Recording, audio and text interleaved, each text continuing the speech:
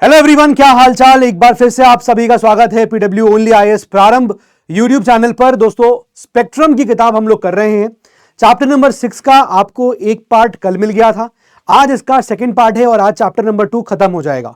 तो मैंने आपको लास्ट यानी कल के लेक्चर में ही बताया था पार्ट 1 में कि हमने जो अपराइजिंग्स पढ़ रहे थे उसका सिविल अपराइजिंग्स वाला पोर्शन और सिपाही म्यूटिनी का पोर्शन हम लोग आज डिस्कस करेंगे, यानी कि नेक्स्ट क्लास में डिस्कस करेंगे। तो वो आज हम डिस्कस करने जा रहे हैं।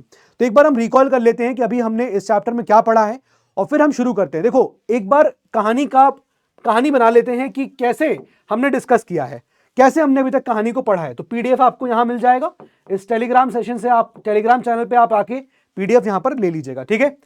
चलिए, तो पहले बिफोर स्टार्टिंग मैं आपको कुछ चीजें बताना चाहता हूं। देखो यार, तो हम अभी तक क्या डिस्कस कर चुके हैं। What we have discuss so far is, ठीक है, देखिए हमने डिस्कस किया है कि कहानी जो है वो स्टार्ट कैसे होती है। कहानी शुरू होती है एडवेंट ऑफ यूरोपियन से, है ना। हमने देखा था एडवेंट ऑफ यूरोपियंस कि भाई यूरोपियंस जो है वो भारत आना शुरू होते हैं और यहां पर जो पहली कहानी है वो हम पोर्चुगीज की पढ़ते हैं, है ना। हमने पोर्चुगीज की पढ़ी थी, राइट। हमने सबके बारे में पढ़ा, कैसे यहां पोर्चुगीज पहुंचे, कैसे उन्होंने रास्ता ढूंढा एंड एवरीथिंग। और ये कहानी जो पोर्चुगीज से शुरू हुई थी, दिस कंटिन्यूड, और हमने फाइनली देखा कैसे इंग्लिश जो है वो अपने आप को स्टैब्लिश करते हैं इंडिया के अंदर, ठीक है। वो अपने आप को स्टैब्लिश करते हैं, पावरफुल बनाते हैं। एंड बेसिकली यहां पर हमने जो डिस्कस किया, एंग्लो फ्रेंच राइवलरी की बात हमने कर ली थी। उसके बाद हमने नेक्स्ट वाला जो पोर्शन हमारे लिए इंपॉर्टेंट था वो ये कि एडवेंट ऑफ यूरोपियंस होने के बाद इट वाज अबाउट कंसोलिडेशन कैसे होता है। कंसोलिडेशन हम लोग यहां पर पढ़ते हैं, कैसे धीरे धीरे जो है कैसे कंसोलिडेट कर लिया जाता है। यानी कि हमने यहां पर जब डिस्कशन किया था, so we basically discussed about कि what was the situation in India, और हमने और भी चीजें डिस्कस करी थी। कंसोलिडेशन मतलब कैसे मजबूत पकड़ को मजबूत किया था। तो यहां पर बेसिकली दो तरीके, एक आपका हो गया वॉर, एक आपका हो गया डिप्लोमेसी। ये दो तरीके थे जिससे भारत के ऊपर कब्जा किया गया था, ठीक है। जब हम वॉर की बात करते हैं तो बेसिकली 4 वॉर्स हैं। इनफैक्ट हम कह सकते हैं कि हमें डिस्कस करनी थी। एक हो गया मैसूर के खिलाफ जो अंग्रेजों की लड़ाई हुई थी, ठीक है। एक हो गया आपका मराठा के खिलाफ जो हमने इसको डिस्कस किया था, ठीक है। ये हमने चैप्टर नंबर 5 में डिस्कस किया था, जिसको 4 पार्ट से पढ़ा था। फिर उसके बाद हमने डिस्कस किया था सिख के बारे में डिस्कस किया था। ये 3 हमने बेसिकली डिस्कस करी, मैसूर, मराठा, सिख, राइट। और इनफैक्ट हमने जब बात करी थी एक और लड़ाई की, और वो थी अफगान के साथ जो यहां पर हुई थी, अफगान के खिलाफ यहां पर जो अंग्रेजों की हुई थी। तो कैसे धीरे धीरे जो है इन सब वॉर्स के थ्रू अंग्रेजों ने अपना कब्जा जमाया। जब हम डिप्लोमेसी की बात कर रहे थे तो बेसिकली हमें 3 यहां पर डिप्लोमेटिक तरीकों को डिस्कस किया था। याद करिए, एक मैंने आपको डिस्कस किया था अबाउट रिंग फेंस पॉलिसी, याद करिए। हाँ सर, ये याद आ रहा है, हाँ सर। इसके बाद हमने क्या डिस्कस किया था, हमने डिस्कस किया था subsidiary alliance. And then third portion जो हमने डिस्कस किया था that was doctrine of lapse. तो अंडरस्टैंडिंग के लिए मैं आपको यह बताना चाहता हूं कि फॉर एग्जांपल हमारा ये भारत का पोर्शन हो गया, ठीक है। समझने के लिए हम खाली देख रहे हैं, ठीक है, हम खाली समझने के लिए देख रहे हैं। तो समवेयर अंग्रेजों ने यहां से शुरुआत करी थी in the area of Bengal, वो अपने आप को स्थापित कर लेते हैं, ठीक है। यहां पर स्थापित कर लेते हैं अपने आप को, और इसके बाद उनकी लड़ाई जो है वो अलग अलग एरियाज से होती है। जैसे हमने देखा मराठा के साथ होती है, हमने देखा कैसे मैसूर के साथ होती है ना, एंग्लो मैसूर, एंग्लो मराठा। हमने देखा किस प्रकार से ये लड़ाई इनकी सिखों के साथ यहां पर चलती है, ठीक है। एंड इसके बाद बियॉन्ड यहां अफगान जो है उनके साथ भी इनके कैसे यहां पर एंग्लो अफगान वॉर की लड़ाई होती है, ठीक है। तो कुल मिला के कहानी यह है कि पहली चीज, बंगाल पहुंचे अंग्रेज, उन्होंने अपने जो फॉरेन पावर्स थे पोर्चुगीज, डच, इन सबको एलिमिनेट किया। फिर उन्होंने फ्रांस को लास्ट में एलिमिनेट किया, एंग्लो फ्रेंच राइवलरी देखी थी हमने। और फिर उन्होंने यहां पर अपने आप को स्थापित कर लिया बंगाल में उन्होंने अपने आप को स्थापित किया। एंड वी सॉ बेसिकली यहां पर कि भाई एक तो स्थापित करने का तरीका, मतलब टाइम पीरियड 1757 जब वो प्लासी का युद्ध जीत गए, और फिर उसके बाद 1764 जब वो बक्सर को जीत गए, ठीक है। Robert Clive was here, Robert Clive इस वक्त यहां पर थे, ठीक है। और ये देन बक्सर। तो हमने इतनी बात देखी। एंड आफ्टर दिस 1764 के बाद वी सॉ कि फ्रॉम 1765 से लेकर 1772 ये वो पीरियड था जब बंगाल में हम डुअल गवर्नमेंट देखते हैं। ये वो पीरियड था जब बंगाल में हमने डुअल गवर्नमेंट देखा था, यानी कि एक तरफ अंग्रेज भी थे जो बैठे हुए थे बैकेंड से और नवाब भी वहां पर रूल कर रहा था। तो दो हमने यहां पर डुअल गवर्नमेंट देखा था। ठीक है, अब डुअल गवर्नमेंट ये खत्म जब होता है तो इसके बाद इस पीरियड में भी हम देखेंगे कि एंग्लो मैसूर वॉर शुरू हो जाती है।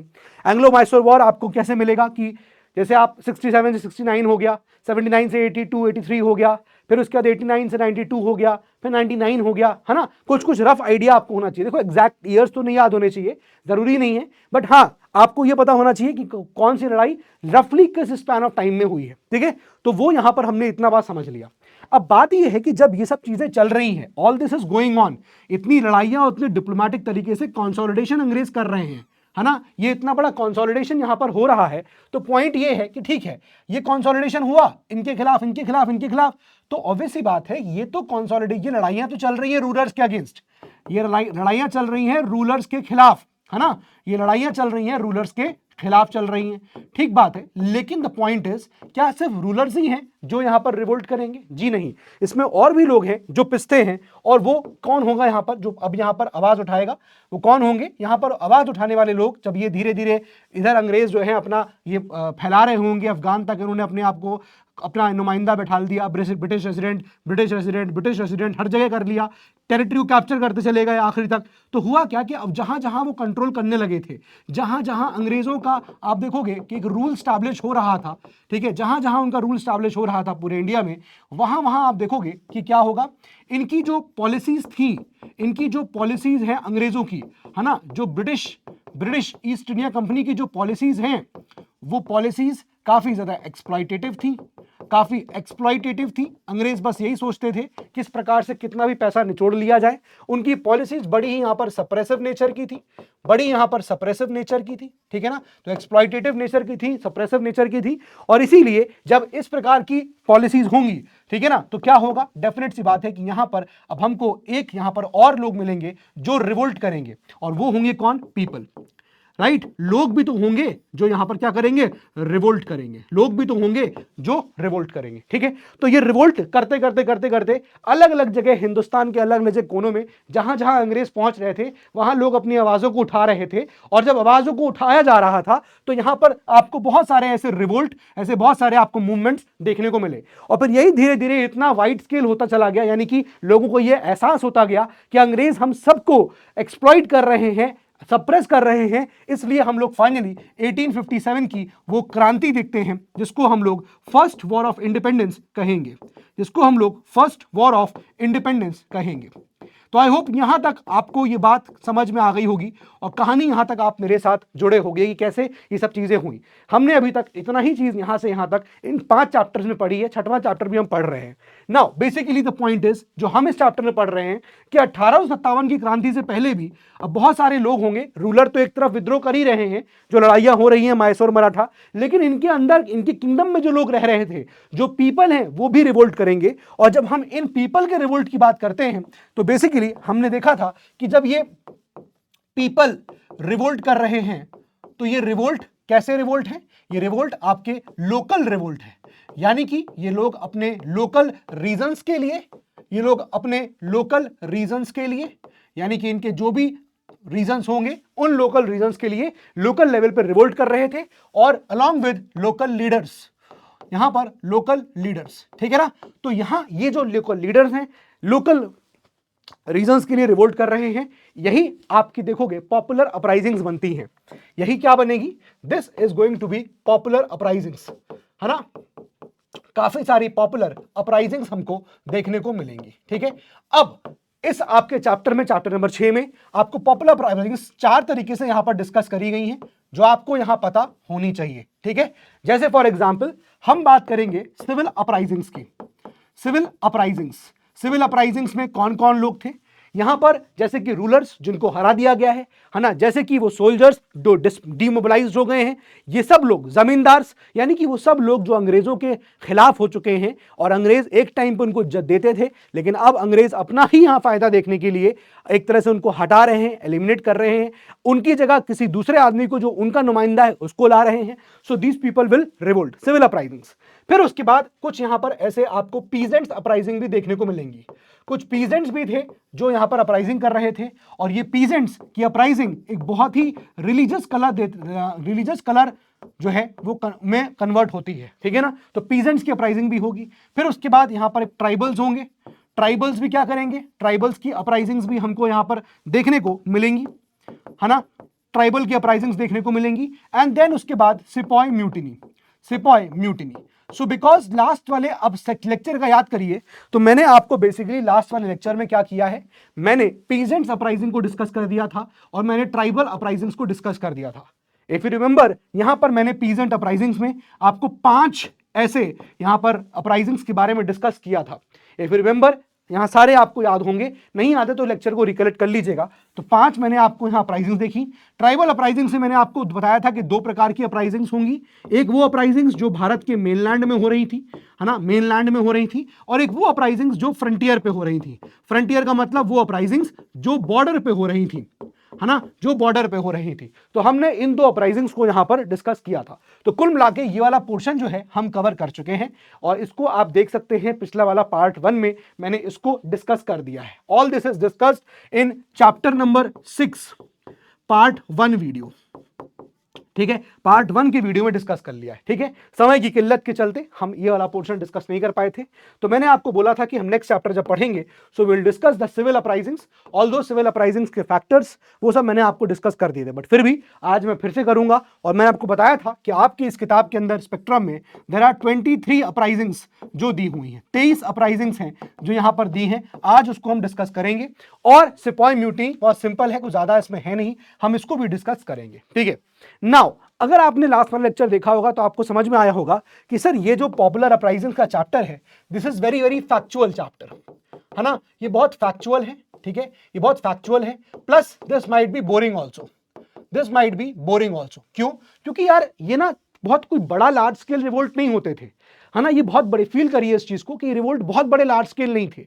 जैसे कि 1857 की क्रांति बहुत बड़ा था, पॉपुलर, मतलब एक पूरे हिंदुस्तान के लिए, पूरे हिंदुस्तान को अफेक्ट किया था उसने। लेकिन ये जो पॉपुलर अपराइजिंग्स हैं ये जगह जगह, छोटे छोटे जगह पे हो रही हैं। अब जैसे जैसे मैं आपको ये 23 अपराइजिंग्स पढ़ाऊंगा तो आप लोग मुझे बताइएगा कि आप लोग उनमें से कौन कौन सी लोकेशन में लाई कर रहे हैं, और वो अपराइजिंग्स आपके कहाँ कहाँ आपके रीजन में हुई या नहीं हुई, do let me know in the comment box, ठीक है। तो बेसिकली ये बहुत फैक्चुअल चैप्टर है, बहुत बोरिंग चैप्टर है, और चूंकि फैक्चुअल है तो हमको इसको याद करना जरूरी है। देखो क्या होता है कि आपसे ना जनरली क्या होता है कि बहुत मोटे मोटे जो मेजर अपराइजिंग्स होती है वो आपको बहुत अच्छे से याद होना चाहिए, बाय हार्ट आपको पता होना चाहिए। लेकिन जो छोटी छोटी अपराइजिंग्स आएंगी, जैसे आपने देखा कि फॉर एग्जांपल हम देखेंगे कि कुछ अपराइजिंग्स मिदनापुर में हो गई, मिदनापुर, ठीक है, कुछ अपराइजिंग्स हम देखेंगे ये छोटे छोटे एरियाज में, हरियाणा के रीजन में, भिवानी में हो गई। तो ये छोटे छोटे रिवोल्ट्स हैं, तो हमें इनके बारे में बहुत कुछ नहीं जानना है। तो हम यहाँ पर याद करने का तरीका मैंने आपको क्या बताया था, जो तरीका यहाँ पर है वही आपको अब इन 2 में अप्लाई करना है। और वो क्या, जब हम इसको याद कर रहे हैं, हम पॉपुलर अपराइजिंग्स को पढ़ रहे हैं, तो आपका जो फोकस है ना वो 5 पॉइंट्स पे होना चाहिए। पॉपुलर अपराइजिंग्स को पढ़ते थे मैं, आपका फोकस 5 पार्ट्स पे। पहला जो फोकस होगा कि ये रिवोल्ट है कहां पर हुआ, आपको उसका लोकेशन पता होना चाहिए, ठीक है ना, you have to know the location, किस जगह पे हुआ, एक तो ये चीज। दूसरा जो आपको पता होना चाहिए कि उसके साथ related time frame, time period, किस टाइम पीरियड में हुआ, ठीक है ना। अब आपको यहां पर एग्जैक्ट टाइम जानने की जरूरत नहीं है, एग्जैक्ट टाइम जानने की जरूरत नहीं है कि आप ईयर याद करने लग जाओ।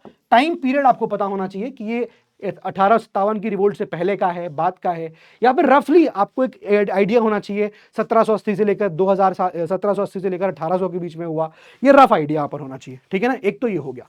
तीसरी इंपॉर्टेंट बात है कि ये रिवोल्ट हुआ क्यों, what is the reason, what is the reason of the revolt, है ना, ये आपको पता होना चाहिए। तो ऑब्वियस ही बात है आपको मोटे मोटे तौर पर जो रीजन मिलेंगे ना वो कहीं ना कहीं कुछ ऐसे रीजन होंगे जो कि एक्सप्लॉइटेशन की तरफ ले जा रहे होंगे लोकल्स को, है ना, वो एक्सप्लॉइटेशन हो रहा होगा लोकल्स का, अब ये एक मेजर चीज है, ये क्रक्स की बात है। आपको हर एक पॉपुलर रिवोल्ट के अंदर, पॉपुलर अपराइजिंग में एक ऐसा फैक्टर मिलेगा जो उन लोकल्स का एक्सप्लॉइटेशन कर रहा होगा। तो वो स्पेसिफिक रीजन क्या है वो आपको पता होना चाहिए।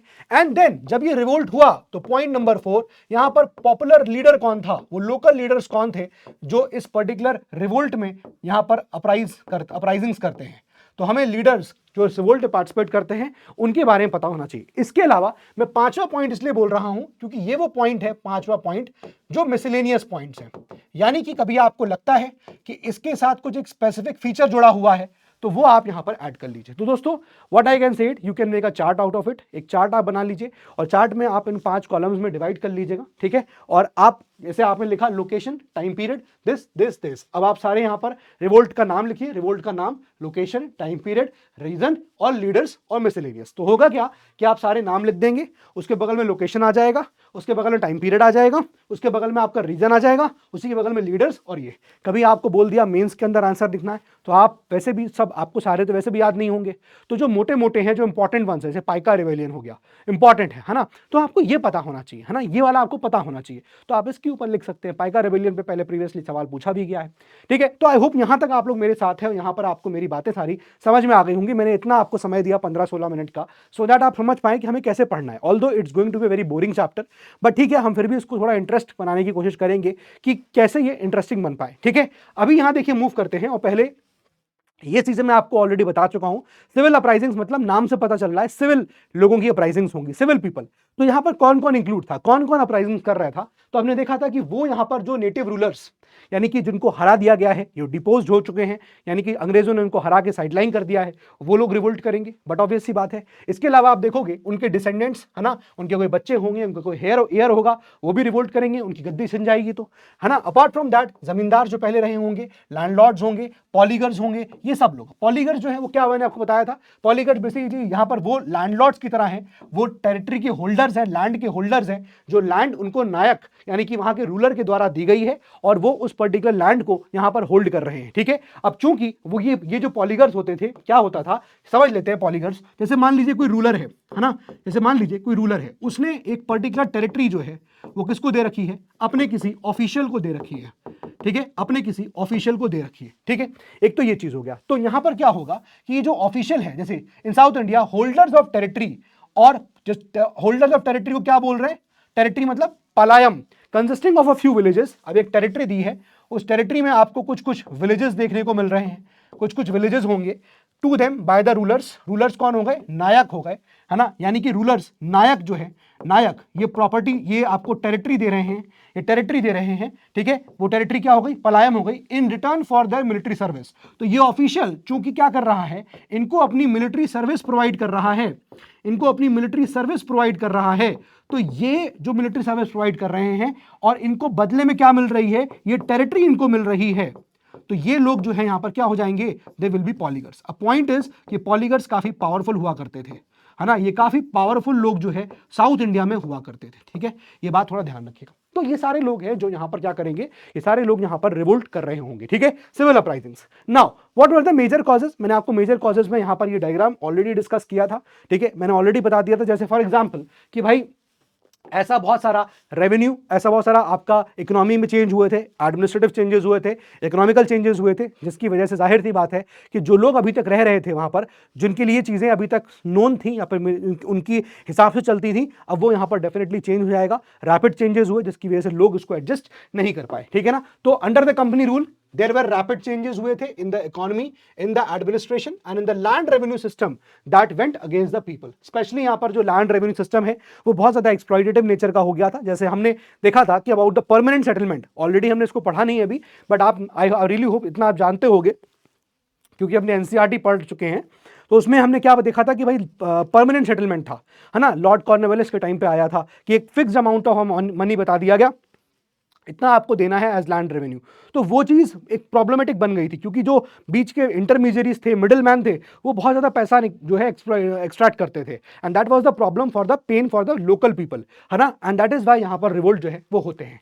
Several zamindars and Poligars who had lost control. अब पहले जो ज़मीनें इन जमींदार के पास थी, यानी कि जो ये अंग्रेज आए थे उससे पहले जमींदार हुआ करते थे जिनके पास ज़मीनें थी, वो पॉलीगर्स जो बहुत पावरफुल हुआ करते थे जिनके पास ज़मीनें थी, ठीक है, उनको उनके हाथ से वो कंट्रोल चला गया, राइट। अंग्रेजों ने उनसे वो कंट्रोल ले लिया। तो बट ऑब्वियस सी बात है, अगर कंट्रोल अंग्रेजों ने ले लिया है उनके लैंड से, तो जाहिर सी बात है it's revenue dues to the colonial rule had personal scores to settle with the new rulers. तो ऑब्वियस सी बात है इनका एक पर्सनल लड़ाई, पर्सनल स्कोर्स यानी कि पर्सनल लड़ाई जो है इन नए नए रूलर्स के साथ हो गई। यानी कि पहले जो जमींदार थे और अब जो वहां पर नए रूलर्स आ गए जो जमीन को अब होल्ड कर रहे हैं। पहले जो पॉलीगर्स थे जो लैंड होल्ड कर रहे हैं, जिनको नायक्स ने जमीन दी थी, अब उनकी जगह नए वहां पर लोग आ गए हैं। तो अब इन लोगों की लड़ाई उन नए रूलर्स के साथ यहां पर थी, उनसे पर्सनल स्कोर्स उनको सेटल करने थे। दैट इज वाई रिवोल्ट हुआ। इसके अलावा जाहिर सी बात है यहां पर ईगो हर्ट हुआ उन ट्रेडिशनल जमींदारों का जिनको पहले जमीन दी गई थी, उन पॉलीगर्स का। तो एक तो पर्सनल इशू हो गया कि पर्सनल मुद्दे तो थे ही उनके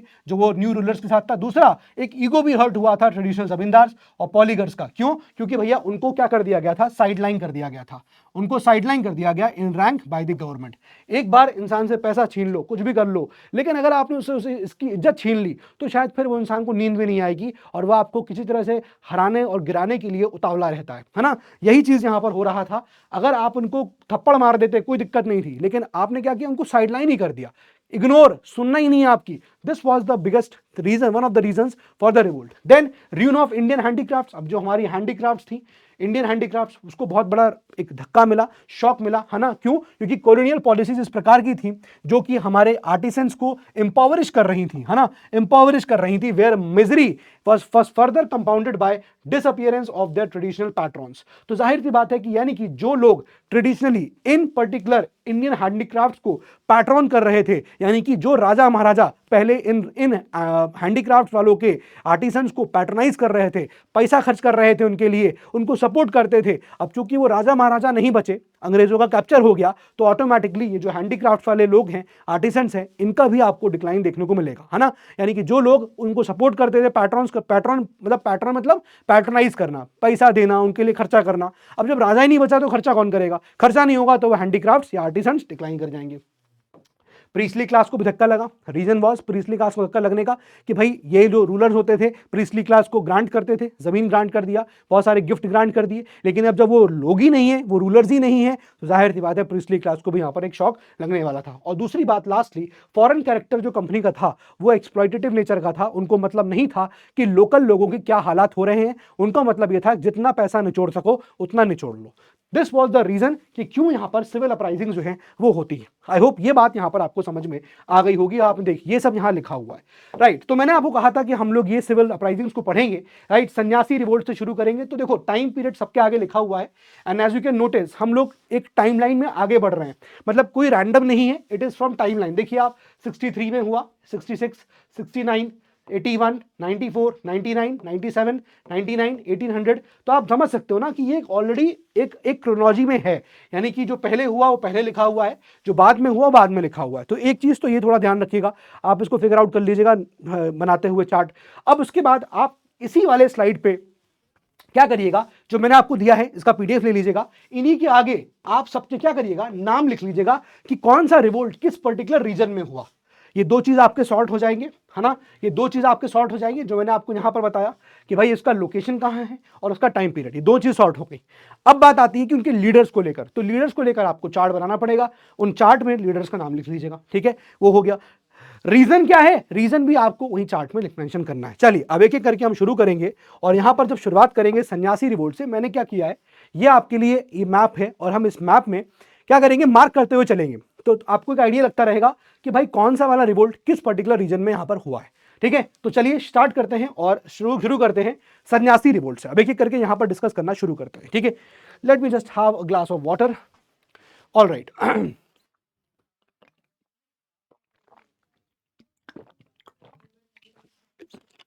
ऑल राइट, चलिए सन्यासी से शुरू करते हैं। देखिए सबसे पहली बात, ये रिवोल्ट कहां हुआ, आपके लिए पहले मैंने ये लिख दिया है बंगाल। सारे रिवोल्ट्स के आगे मैंने उनका स्टेट या जगह रीजन पहले लिख दिया है। ये काम मैंने आप लोगों के लिए कर दिया है कि कौन सा रिवोल्ट कहां हुआ, तो उस पर्टिकुलर शीट पे आप लोग सबका आगे स्टेट लिख दीजिएगा, ठीक है। एक तो ये चीज हो गया, टाइमलाइन सबके आगे लिखा हुआ है, तो एक तो ये बात सॉर्टेड हो गई, दोनों काम सॉर्टेड कर दिए। चलिए अब रिवोल्ट अगेंस्ट द ब्रिटिश, सन्यासी रिवोल्ट में हुआ क्या। देखो बहुत ज्यादा आपको हम कहेंगे कि डिटेल में जाना है, नहीं जाना है, और हमें बहुत ज्यादा इंफॉर्मेशन पता भी नहीं है।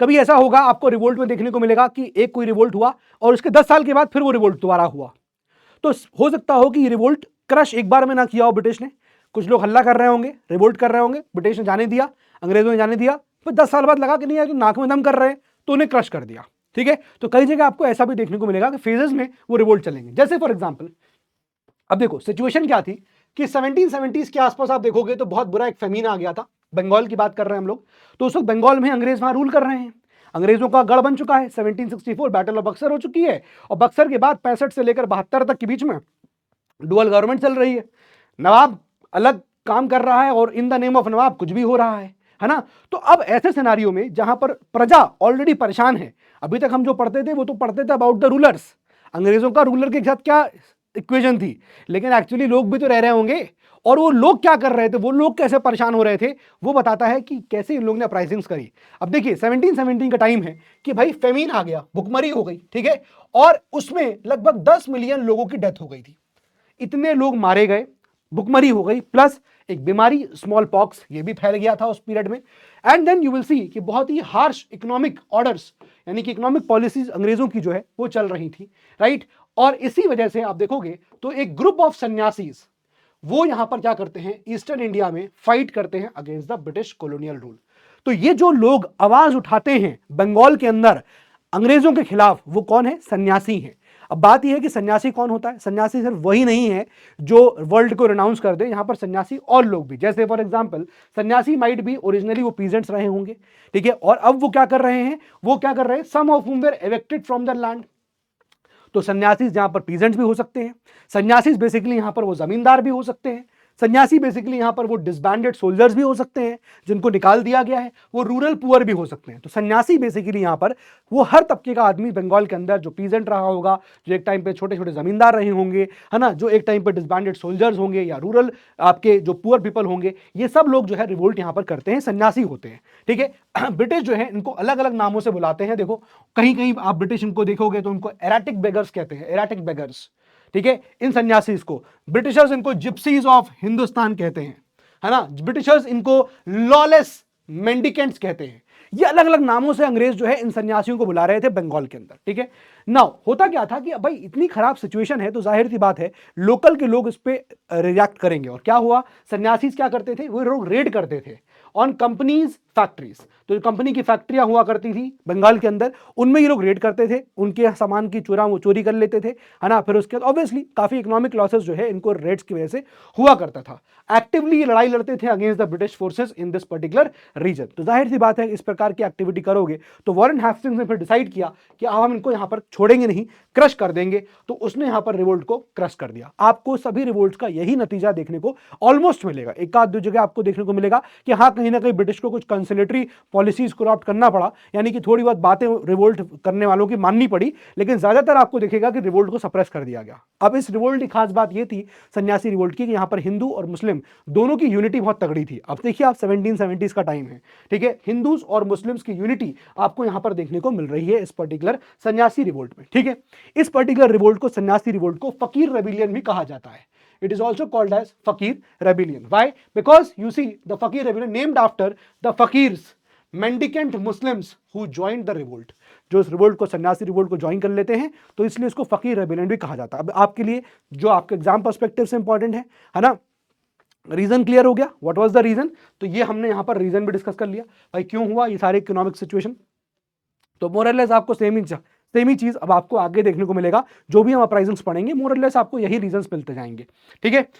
तो लीडर्स कौन कौन है, एक आपको पता होना चाहिए, मंजुम शाह, चिराग अली, मूसा शाह, भवानी पाठक एंड देवी चौधरानी। तो ये आपको लीडर्स की लिस्ट में लिखना पड़ेगा। अब बेटा इसका दोस्तों कोई और इलाज नहीं है एक्सेप्ट टू लर्न इट। और लर्न करने का तरीका भी क्या है कि आप चार्ट बनाइए, है ना। इसमें कोई हम ट्रिक या कोई समझाने वाली बात नहीं है, कोई इसमें कोई रॉकेट साइंस नहीं है। इट्स सिंपली अ फैक्ट जो आपको टेबल बना के ही याद करना पड़ेगा। There is no other way, ठीक है।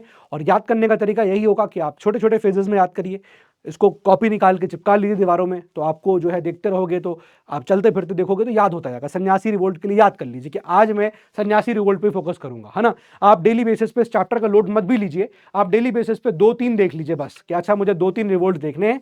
तो आपके पास अगर यहाँ पर 50 हैं तो आप 15 दिन के अंदर इस चैप्टर को अच्छे से दिमाग में बैठा पाएंगे, है ना। बस 3 रिवोल्ट में लीडर्स के नाम, उनके लोकेशन, उनका टाइम पीरियड और ये सब रीजंस, 3 ही, ज्यादा मत जाइए, याद करने के एंगल से बता रहा हूं।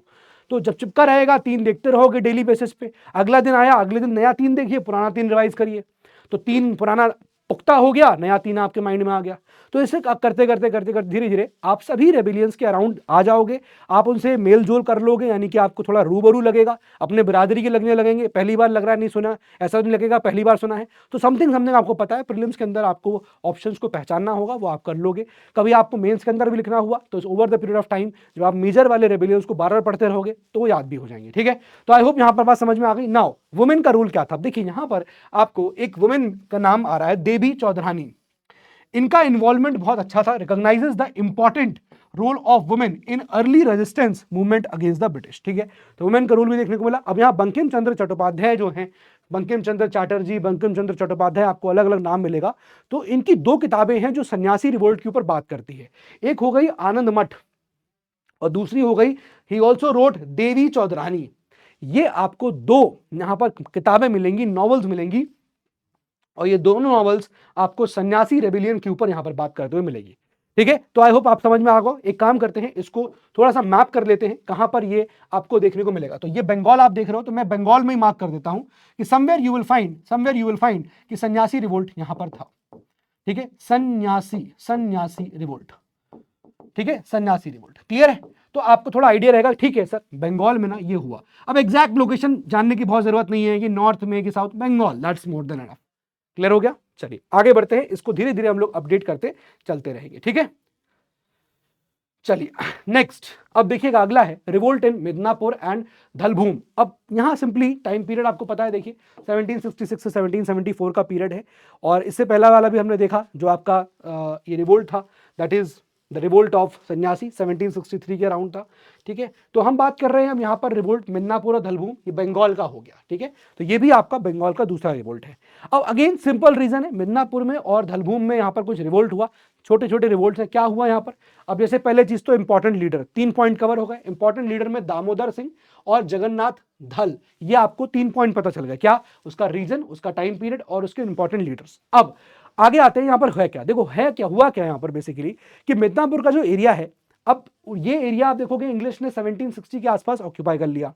जब अंग्रेज यहां पर आए थे तो उस वक्त आप देखोगे कि जमींदार तालुकदार थे, इनके बड़े अच्छे रिलेशंस होते थे रैयतों के साथ। रैयत है ना, जो हम पढ़ते हैं ना रैयतवारी सिस्टम, तो जो रैयत होते थे उनके साथ बड़े अच्छे रिलेशंस थे इन जमींदार और तालुकदार के।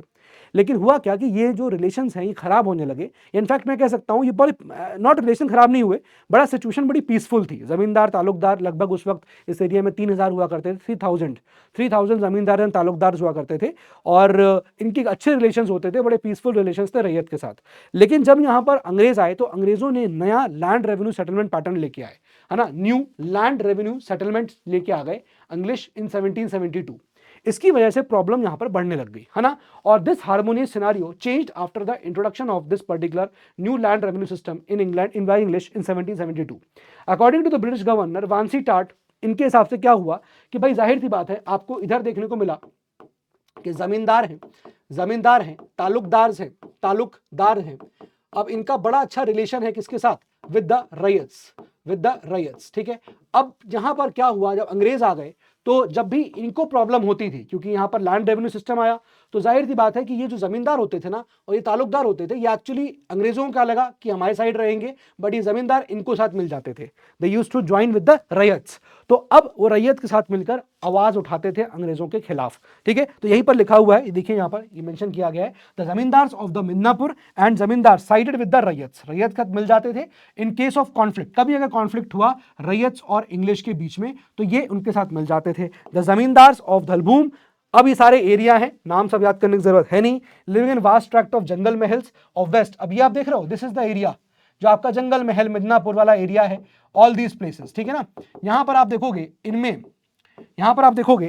क्या हुआ है, living in the vast tract of jungle mahals of west and north west Midnapore were ultimately dispossessed of the zamindars by 1800, तो 1800 तक इन जमींदार को भी यहां पर क्या किया, डिस्पोजेस कर दिया गया, इन जमींदार को भी क्या कर दिया गया, हटा दिया गया, डिस्पोजेस कर दिया गया। तो इस प्रकार से ये जो रिवोल्ट यहां पर हुआ था, यानी कि जब एक कॉन्फ्लिक्ट हुआ रैयत और इंग्लिश के बीच में, तो जमींदार रैयत के साथ मिल जाते थे और आवाज उठाते थे, and in this conflict ultimately जमींदारों को भी हटा दिया गया। तो ये भी हमने कहां देखा, ये भी आपका बंगाल में हुआ। तो हम यहां पर एक मेंशन और कर सकते हैं, राइट अबाउट हियर, हम यहां लिख सकते हैं, इसको यहां पर मेंशन कर सकते हैं, and we can write about the Midnapore revolt, Midnapore and Dhalbhum. ठीक है, बस थोड़ा देखते रहिए। अब आपको यहां पर ईयर ही पता है, आपको लोकेशन ही पता है, लीडर भी हमने इसका देख लिया, दोनों को देख लिए, रीजन भी यहां समझ में आ गया। रीजन क्या था, रैयत और इंग्लिश के बीच में यहां पर क्या कॉन्फ्लिक्ट हुआ और उसमें जमींदार जो है रैयत के साथ मिल जाते हैं। ठीक है, बस इतना ही है। अब आप कहोगे सर इससे ज्यादा कहानी कुछ भी नहीं है, we don't have much of information about these revolts, कैसे क्या हो रहा था, हमको ज्यादा इंफॉर्मेशन इनके बारे में नहीं है। ठीक है, अब आते हैं हम लोग रिवोल्ट ऑफ मोमरियाज। नाउ सी, ये जो आपका रिवोल्ट है ये असम का रिवोल्ट है। ठीक है, एक तो ये बात यहां क्लियर कर लो, सीधे सीधे टाइमलाइन क्लियर है, असम का रिवोल्ट है। नाउ प्लीज सी, यहां पर हुआ क्या, the revolt of the Moamorias, ठीक है, in the 1769 was a potent challenge to the authority of Ahom kings. अब देखो यहां पर क्या हुआ, ये जो आपको रिवोल्ट दिख रहा है, ये एक्चुअली ना ये अहोम किंग्स जो थे असम में उनके खिलाफ था, है ना, अहोम किंग्स ऑफ असम के खिलाफ था। तो बेसिकली ये एक इंटरनल कॉन्फ्लिक्ट था। क्या था ये एक आपको इंटरनल कॉन्फ्लिक्ट दिख रहा है, अंग्रेजों के साथ नहीं हुआ है, अभी स्टार्ट हुआ इंटरनल, एक इंटरनल कॉन्फ्लिक्ट था, यानी कि अहोम किंग वर्सेस ये आपका जो मोमरियाज है इनके खिलाफ हुआ। अब जब ये इस प्रकार का यहां पर रिवोल्ट कर रहे हैं, इनके खिलाफ प्रदर्शन कर रहे हैं, तो अब इस वक्त हुआ क्या, the Moamorias were low caste peasants, ठीक है, who followed the teachings of Aniruddha Dev. तो ये लोग जो है इनकी टीचिंग्स को फॉलो करते थे। ठीक है, and their rise was similar to that of the other low caste groups. ठीक है, तो बेसिकली यहां पर जो मोमराज हैं वो इनकी टीचिंग को फॉलो कर रहे हैं, अनिरुद्ध देव की। ना हुआ क्या, the revolt Weeknd the Ahoms लगातार जो है वो वीक हो रहे थे, बिकॉज ज्यादा अक्सर जो है या रेगुलर बेसिस पे मोमरियाज जो हैं वो क्या कर रहे हैं, वो रिवोल्ट करते जा रहे हैं। Now since Moamarias are revolting, Ahoms are getting weak, तो ऐसे में यहां पर अहोम को हेल्प मांगनी पड़ी अंग्रेजों से। तो ये रिवोल्ट जो पहले इनिशियली अहोम किंगडम के खिलाफ था, वो रिवोल्ट अब यहां पर अंग्रेजों के खिलाफ टर्न हो जाता है। तो प्लीज सी, हुआ क्या कि the revolt Weeknd the Ahoms and open the door for others attack. अब अगर मोमरियाज अटैक कर रहे हैं, मोमरियाज अटैक कर रहे हैं, तो बट ऑब्वियस सी बात है दूसरे लोग भी सोचेंगे कि यार हम भी अटैक करते हैं, है ना, हम भी अटैक कर सकते हैं। तो वो लोग भी अटैक कर रहे थे। इस वजह से क्या हुआ, जैसे for example king of Darrang का नाम है कृष्णा नारायण। तो 1792 में कृष्णा नारायण किंग ऑफ दर्रांग वो भी अटैक करता है अहोम पे, एग्जाम्पल दिया गया है। Assisted by his band of burkandazes, demobilize soldiers of the Muslim armies and zamindar जो थे उनको ये नाम से बोला जाता था। ठीक है ना, ये आपको प्रीलिम्स में पूछा जाने वाला शब्द है, बैंड ऑफ बुरकनदाज़िज। तो ये बुरकनदाज़िज क्या है, ये आपके डीमोबिलाइज्ड सोल्जर्स हैं, यानी कि वो सोल्जर्स अब आर्मी में काम नहीं कर रहे हैं, डीमोबिलाइज्ड है ना, ऑफ द मुस्लिम आर्मीज। तो बेसिकली ये एग्जाम्पल दिया गया, जैसे मोमरियाज अटैक कर रहे थे, रिवोल्ट करते थे, तो अहोम जो है काफी वीक हो रहा था, एंड इसकी वजह से और लोग भी जो है अहोम के खिलाफ विद्रोह करने के लिए रेडी हो गए। एग्जाम्पल दिया गया 1792 में, जैसे किंग ऑफ दर्रांग जो था, जिसका नाम था कृष्णा नारायण, वो रिवोल्ट करता है। कैसे, he was assisted by whom, बुरकनदाज़िज। तो बुरकनदाज़िज कौन है, वो यहाँ पर डीमोबिलाइज सोल्जर्स हैं। इसलिए इस रिवोल्ट को क्रश करने के लिए अहोम रूलर जो है वो जाता है, ब्रिटिश की हेल्प मांगता है, और ब्रिटिश डेफिनेटली वो इस मोमेंट का इंतजार करते हैं कि कब हमें इंटरफेयर करने का मौका मिले। और यहाँ पर हुआ ही, मोमरियाज जो है उन्होंने अपना यहाँ पर जो बना लिया था हेडक्वार्टर्स, वो बनाया था भाटिया पार को, है ना, भाटीपार। तो मोमराज ने अपना हेडक्वार्टर भाटीपार को बना रखा था। Rangpur now in Bangladesh and Jorhat were the most affected region, इस पर्टिकुलर रिवोल्ट से बड़े अफेक्टेड यहां पर रहे। ऑल्दो ये जो आपका अहोम किंगडम है सर्वाइव द रेबेलियन, इस रेबेलियन को झेल गया, बट फिर भी the weakening kingdom fell to the Burmese invasion finally came under the British rule. तो हुआ यही कि भाई ये अहोम किंगडम वीक पड़ा, वीक पड़ने के बाद ये बर्मीज किंगडम में चला गया, बर्मीज का इन्वेजन का शिकार हो गया, और अल्टीमेटली आप देखोगे कि अंग्रेज ने फिर उसको कवर भी कर लिया था। हमने देखा था एंग्लो बर्मीज वाला जो वॉर भी, वो हमने उसके थ्रू समझ में आया था कैसे बर्मा के ऊपर अंग्रेज जो है अपना यहाँ पर कंट्रोल स्थापित कर लेते हैं। तो एक रिवोल्ट जो यहाँ पर इंटरनल कॉन्फ्लिक्ट के थ्रू शुरू हुआ था, अहोम किंगडम के खिलाफ शुरू हुआ था मौमरियाज का, वो अल्टीमेटली जब कई सारे रिवोल्ट हुए, अहोम के राजा को अंग्रेजों से मदद मांगनी पड़ी, और जब मदद मांगी तो अंग्रेजों ने इंटरफियर किया और अल्टीमेटली फिर इस पर्टिकुलर एरिया को अपने अंडर ले लिया। तो मैं अगर यहाँ बात करूँ तो असम वाला एरिया आप जो है ये वाला असम का है, तो मैं यहाँ पर एक बात को लिख सकता हूँ कि हाँ ये रिवोल्ट आपका मौमरियाज का है, ठीक है ना, मौमरियाज का ये रिवोल्ट हो गया। क्लियर? तो इस प्रकार से आप इसको याद करते चल सकते हो। चलिए आगे बढ़ते हैं, मूविंग ऑन। नेक्स्ट हम लोग अपने नेक्स्ट रिवोल्ट की बात करते हैं। ये है रिवोल्ट ऑफ विजयनगरम, विजयनगरम। अब ये आप देखिए कहां पर है, नॉर्दर्न सरकार, कहां है, नॉर्दर्न सरकार। अब ये जो आप एरिया देख रहे हो इन द साउथ वाला पोर्शन, रेडिश कलर से जो आप देख रहे हो ये वाला पोर्शन, ये क्या है, this is the area of northern सरकार, है ना। ये तो हमने ज्योग्राफी में बचपन से पढ़ा है, नॉर्दर्न सरकार, है ना, नॉर्दर्न सरकार का एरिया है। इस नॉर्दर्न सरकार के एरिया में छोटा सा आपको एरिया मिलेगा जिसका नाम है विजयनगरम, इसका नाम है विजयनगरम, ठीक है। आई होप ये बात आपको समझ में आ रही है, ठीक है, छोटा सा एरिया है। तो इस पूरे नॉर्दर्न सरकार के छोटे से एरिया में यू विल फाइंड कि यहाँ पर रिवोल्ट जो है वो होता है। अब क्या बात का रिवोल्ट था और क्यों हुआ था ये देखते हैं। रिवोल्ट, पहला तो टाइमलाइन क्लियर कर लीजिए 1794 में।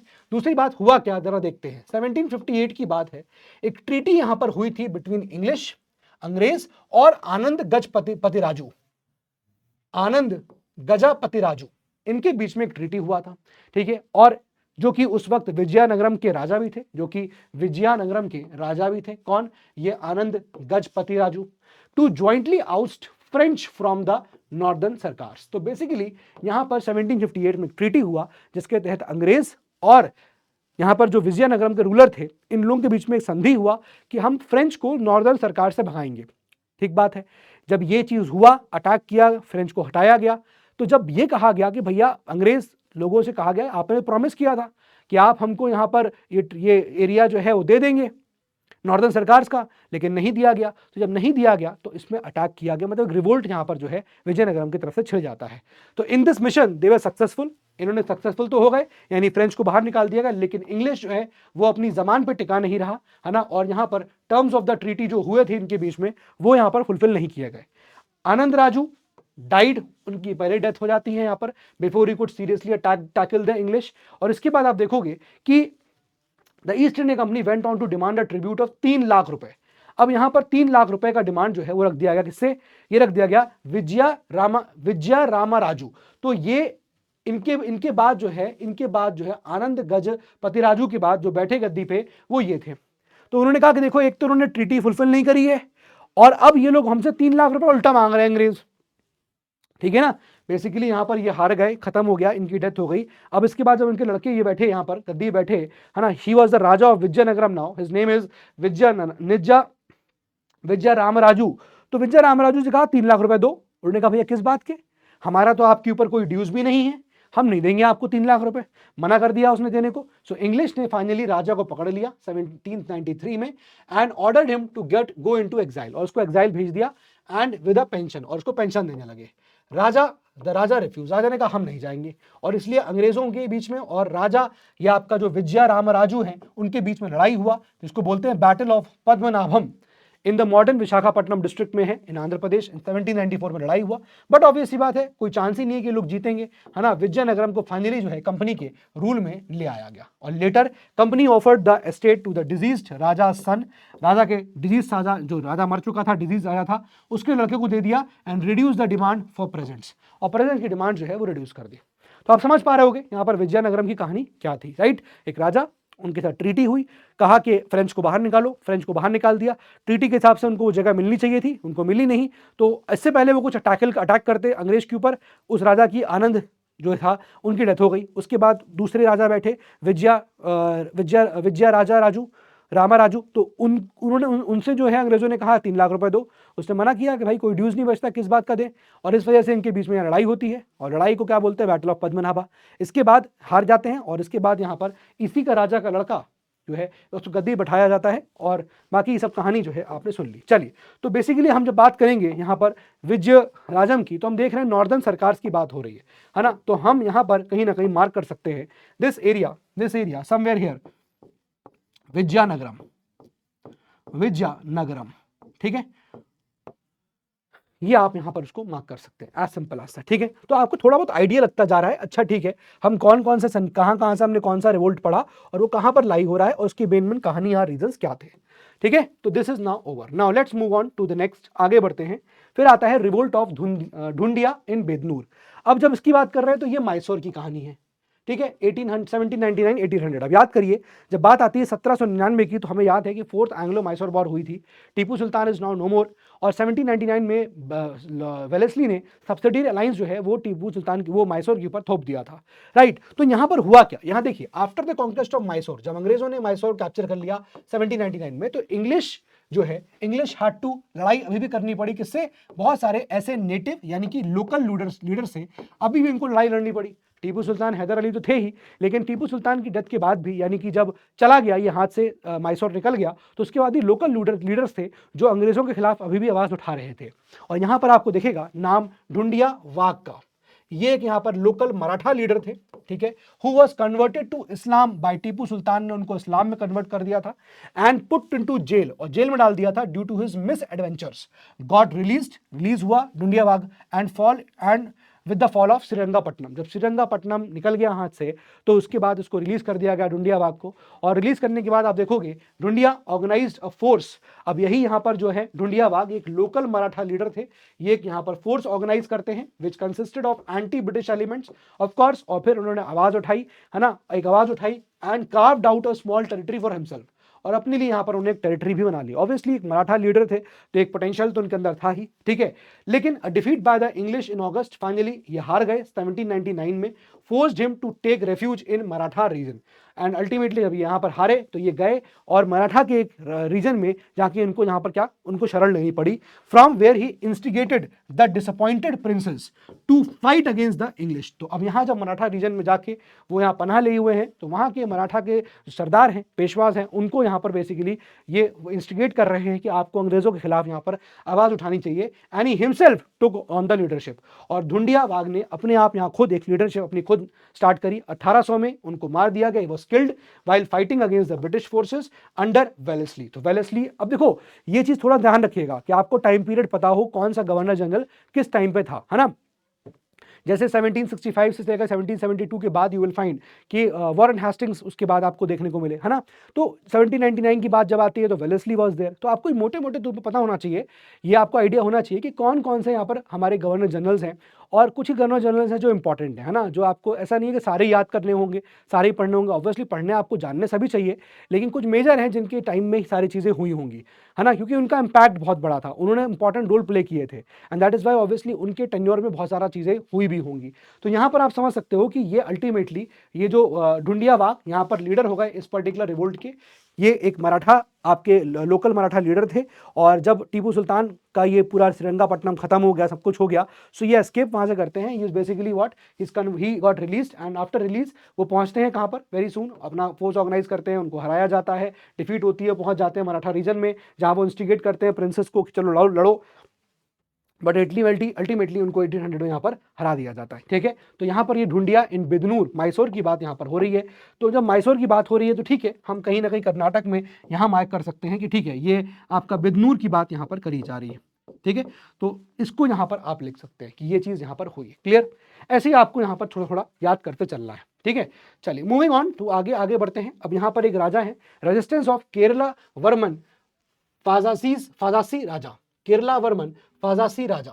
तो बेसिकली यहाँ पर रेजिस्टेंस जो है इनका क्या रहा, जरा देखते हैं। ट्रावनकोर का ये एरिया है, आप टाइम पीरियड देखिए 1797 से 1805, और याद करिए ट्रावनकोर के इस एरिया के वक्त जब यहाँ पर टीपू सुल्तान मैसूर वॉज देयर, तो यहाँ पर लड़ाई भी हुई थी एक, कि भाई क्यों ट्रावनकोर ने वो 2 पोर्ट की बात जो है डच से कर ली, डेन से कर ली, तो ही वॉज एंग्री ऑल्सो। तो यहाँ पर मैसूर का जो है तो दिक्कत जो है चलती रहती थी किसके साथ, ट्रावनकोर के साथ।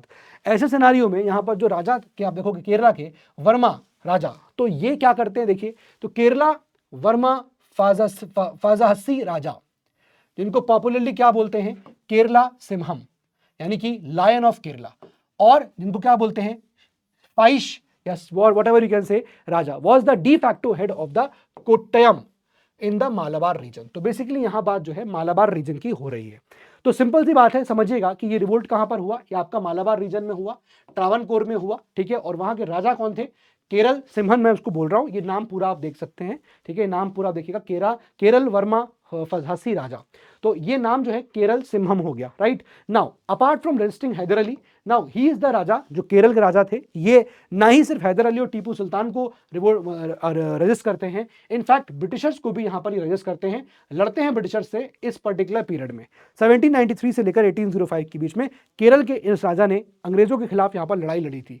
देखिए मैंने आपको बोला ना, ये सब फैक्चुअल पोर्शन है, इसमें कुछ भी समझाने लायक नहीं है, बट ठीक है, हम इसको चाहते ना तो मैं आपको बोल देता यार ठीक है, किताब में लिखा हुआ है पढ़ लो, बट आई जस्ट थिंक कि एक बार हम अगर बातचीत करेंगे, डिस्कस करेंगे, आप सुन लोगे तो आपके कानों से गुजरेगा, तो आप किताब भी थोड़ा इजीली पढ़ पाओगे, ठीक है। तो I just think that way. तो यहाँ पर apart from registering Haider Ali, तो समझिएगा मैंने आपको बताया कि ट्रावनकोर के साथ मैसूर के ऑलरेडी 36 का आंकड़ा चल रहा है, और ऐसे में ना ही हैदर अली और टीपू सुल्तान के अलावा वो अंग्रेज को भी यहाँ पर क्या कर रहे हैं, अंग्रेज को भी यहाँ पर रिवोल्ट कर रहे हैं, मतलब उनको रजिस्ट कर रहे हैं, ठीक है। तो थर्ड एंग्लो मैसूर वॉर 1790 से 1792 के बीच में हुई, टीपू सुल्तान वॉज देयर, तभी यहाँ पर ये इशू हुआ था, वो पोर्ट वाला, ट्रावनकोर के पोर्ट वाला। So third Anglo Mysore war में extended English paramountcy over Kottayam.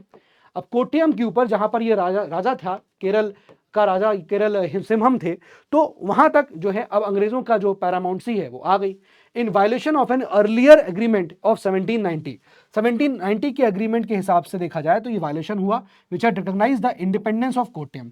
1790 की ट्रीटी हुई थी, 1790 की ट्रीटी में अंग्रेजों ने कोट्टयम को इंडिपेंडेंट, आपको इंडिपेंडेंट मान लिया था कि इंडिपेंडेंट है, लेकिन उसके बाद भी जब ये थर्ड एंग्लो मैसूर वॉर खत्म हुई तो कोट्टयम पे कब्जा कर लिया अंग्रेजों ने, and this is that they breached treaty का प्रोविजन, ट्रीटी को इन्होंने यहाँ पर क्या कर दिया, ब्रीच कर दिया, और यहीं से रीजन हुआ द इंग्लिश अपॉइंटेड वीर वर्मन।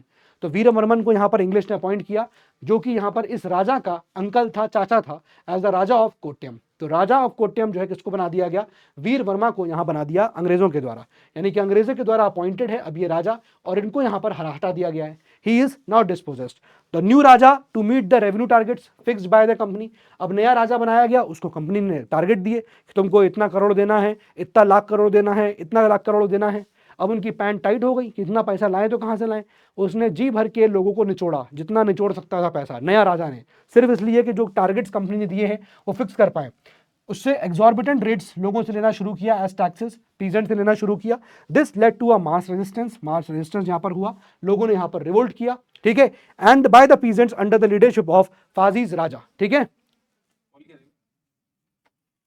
ठीक है, by the peasants under the leadership of Fazis Raja in 1793, ठीक है। This led to the mass resistance। तो ये mass resistance यहाँ पर शुरू हुआ नए राजा के खिलाफ।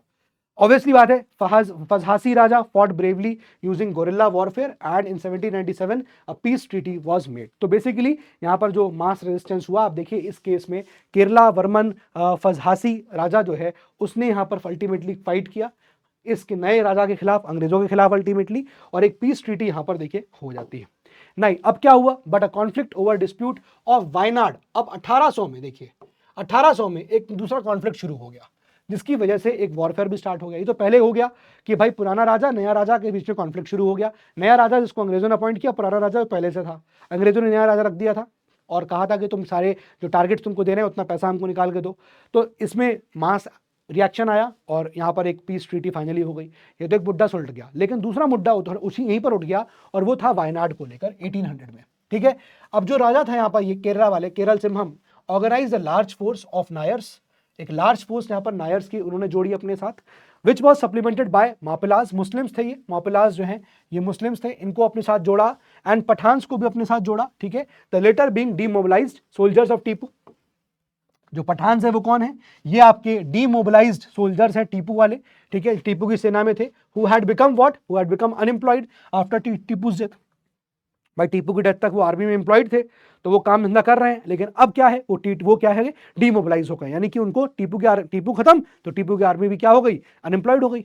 ऐसे में in November 1805 you will find that the Kerala Simham died in the gun fight at Mavila Todu near the present day Kerala Karnataka border, ठीक है। तो वहां पर जो है वो इनका, यहां पर जो है आप देखोगे इनकी यहाँ पर डेथ हो जाती है, उनको यहाँ पर गोली मार के हत्या कर दी जाती है। तो अल्टीमेटली जो रिवोल्ट यहाँ पर केरला वाला शुरू हुआ वो भी यहाँ खत्म हो जाता है। ठीक है, तो यहाँ पर अगर हम इसको मार्क करना चाहें तो केरल वर्मा फजहासी राजा, इसको हम मान कर सकते हैं ट्रावनकोर में। तो ये एरिया जो केरल वाला है यह आपका ट्रावनकोर का एरिया है। ठीक है, तो यहाँ पर याद रखिएगा ये Kerala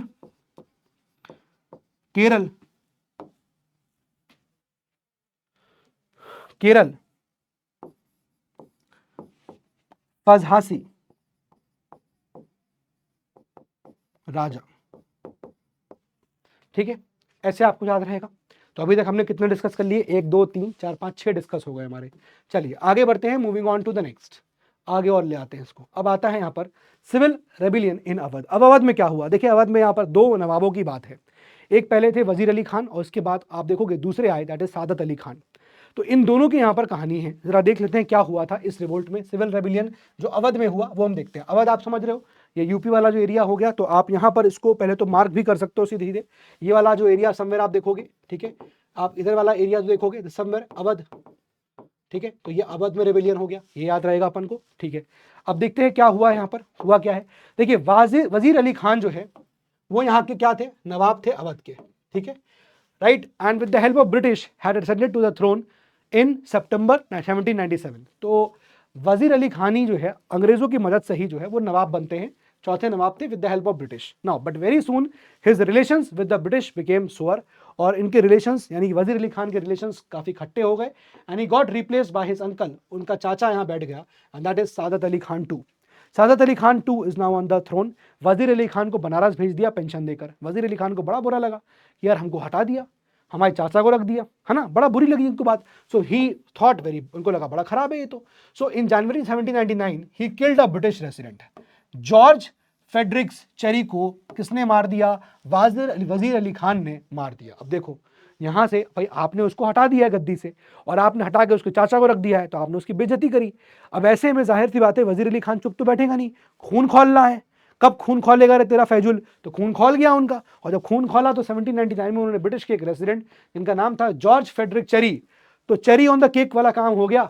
who had invited him to lunch, खाने में बुलाया था उन्होंने कि आओ यार खाना ना खाते हैं, हक्का नूडल है, चिकन बिरयानी है, सब है, आओ खाते हैं, लंच करेंगे। तो उनको नहीं पता था कि यहाँ पर चेरी ऑन द केक होने वाला है, और चेरी के ऊपर केक लग गया, और वजीर अली खान ने उसको मार डाला। ठीक है, जिसने लंच के लिए बुलाया था उसको यहाँ पर वजीर अली खान ने मार दिया। वजीर allies guards killed 2 other Europeans also, जो गार्ड आए थे उन्होंने 2 और यूरोपियंस को मार दिया। Even attack the magistrate of Banaras, Banaras के मजिस्ट्रेट को भी अटैक कर दिया।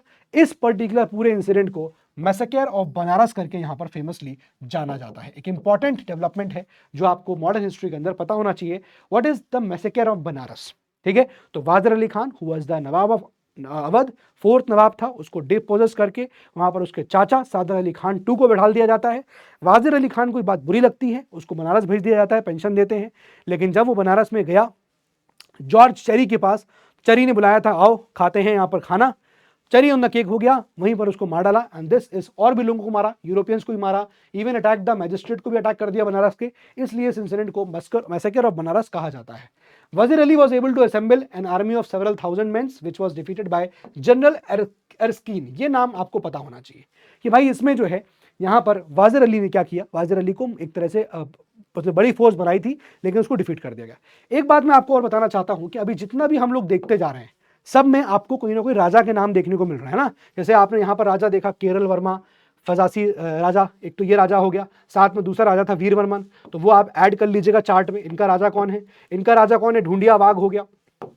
यहाँ पर राजा कौन हो गया, यहाँ राजा हो गया विजयनगरम, विजय रामराजू, और ये आनंदा गजपति, दोनों लिख दीजिएगा। यहाँ पर आप देखिएगा कौन है, अच्छा ये एक छूट गया है अपना, सिविल अपराइजिंग गोरखपुर बस्ती छूट गया है। चलो उसकी बात कर लेते हैं, इसका बता देता हूँ मैं हुआ क्या था। लेकिन उससे पहले देखिए आप मुमायर्स की बात करेंगे तो यहाँ पर भी राजा इज क्लियर, ठीक है ना। ये आपका राजा था, ये नाम दिया हुआ है, क्या मुमायर्स में क्या किया क्या नहीं किया। तो इस प्रकार से सब राजाओं के नाम भी जो है आपको यहाँ पर मेंशन किए गए हैं, ठीक है। आइए हम लोग बात कर रहे थे यहाँ पर अवध में, तो अवध में क्या हुआ इसके बाद, Wazir Ali was able to assemble, एक बड़ी फौज यहाँ पर खड़ी करी और विच वाज डिफीटेड, उसको फिर भी हार जाता है, एक बड़ी फौज खड़ी करता है फिर भी हार जाता है, defeated by general Erskine. Wazir Ali fled to Butwal important है, बुतवल भाग गया वो and was granted asylum, asylum दे दिया गया by ruler of Jaipur, Jaipur के राजा ने उसको एजाइलम दिया, किसको, वाजिर अली खान को, वजीर अली खान को। ऑर्थर वेलेस्ली ने रिक्वेस्ट किया जयपुर के राजा से, राजा ऑफ जयपुर, कि भैया उसको भेज दो, वाजिर अली को छोड़ो, एक्स्ट्राडिट कर दो, उसने हमारे यहाँ लोगों को मारा हुआ है, उसको एक्स्ट्राडिट करो। वाजिर अली वाज एक्स्ट्राडिटेड, उसको एक्स्ट्राडिट कर लिया गया, ले आए ऑन द कंडीशन, इस कंडीशन पे राजा के, जयपुर के राजा ने उसको छोड़ दिया कि तुम उसको मारोगे नहीं, you should not hang him to death, ठीक है, ना ही तुम उसको जो है किसी प्रकार के, you will put in fetters. After surrender, जब सरेंडर कर दिया गया इन दिसंबर 1799, he was placed in confinement में एट फोर्ट विलियम कलकत्ता में, यहाँ पर वाजिर अली खान को रख दिया गया। तो ये नाम जो है आपको पता होना चाहिए, यहाँ पर क्या हुआ अवध में, वो कहानी आपको पता होनी चाहिए। देखो, एक बार में याद नहीं होगा, बार बार याद करने से ही याद होगा, ठीक है। तो अवध की बात हो गई। अब यहाँ पर जो रह गया है वो हम डिस्कस कर लेते हैं, that is civil uprisings in Gorakhpur, Basti and Bahraich. तो ऑब्वियसली उत्तर प्रदेश का एरिया है। यहाँ पर क्या हुआ जरा ये देख लेते हैं। यहाँ पर आप देखोगे जो नाम आपके लिए इंपॉर्टेंट है, Warren Hastings was here. Now he was thinking कि भाई कितना पैसा हम निकाल सकते हैं बताओ, क्योंकि जाहिर सी बात है इनको मराठा, इनको मैसूर, इनके खिलाफ लड़ाई लड़नी थी। मराठा और मैसूर के खिलाफ फंडिंग करने के लिए, लड़ाई लड़ने के लिए पैसा चाहिए, और पैसा कहां से लाएंगे? तो वॉरेन हेस्टिंग्स ने कहा बताओ कितना पैसा ला सकते हो, कितना पैसा कौन ला सकता है। तो बेसिकली यहां पर क्या हुआ, in order to meet the war expenses against Marathas and Mysore, made a plan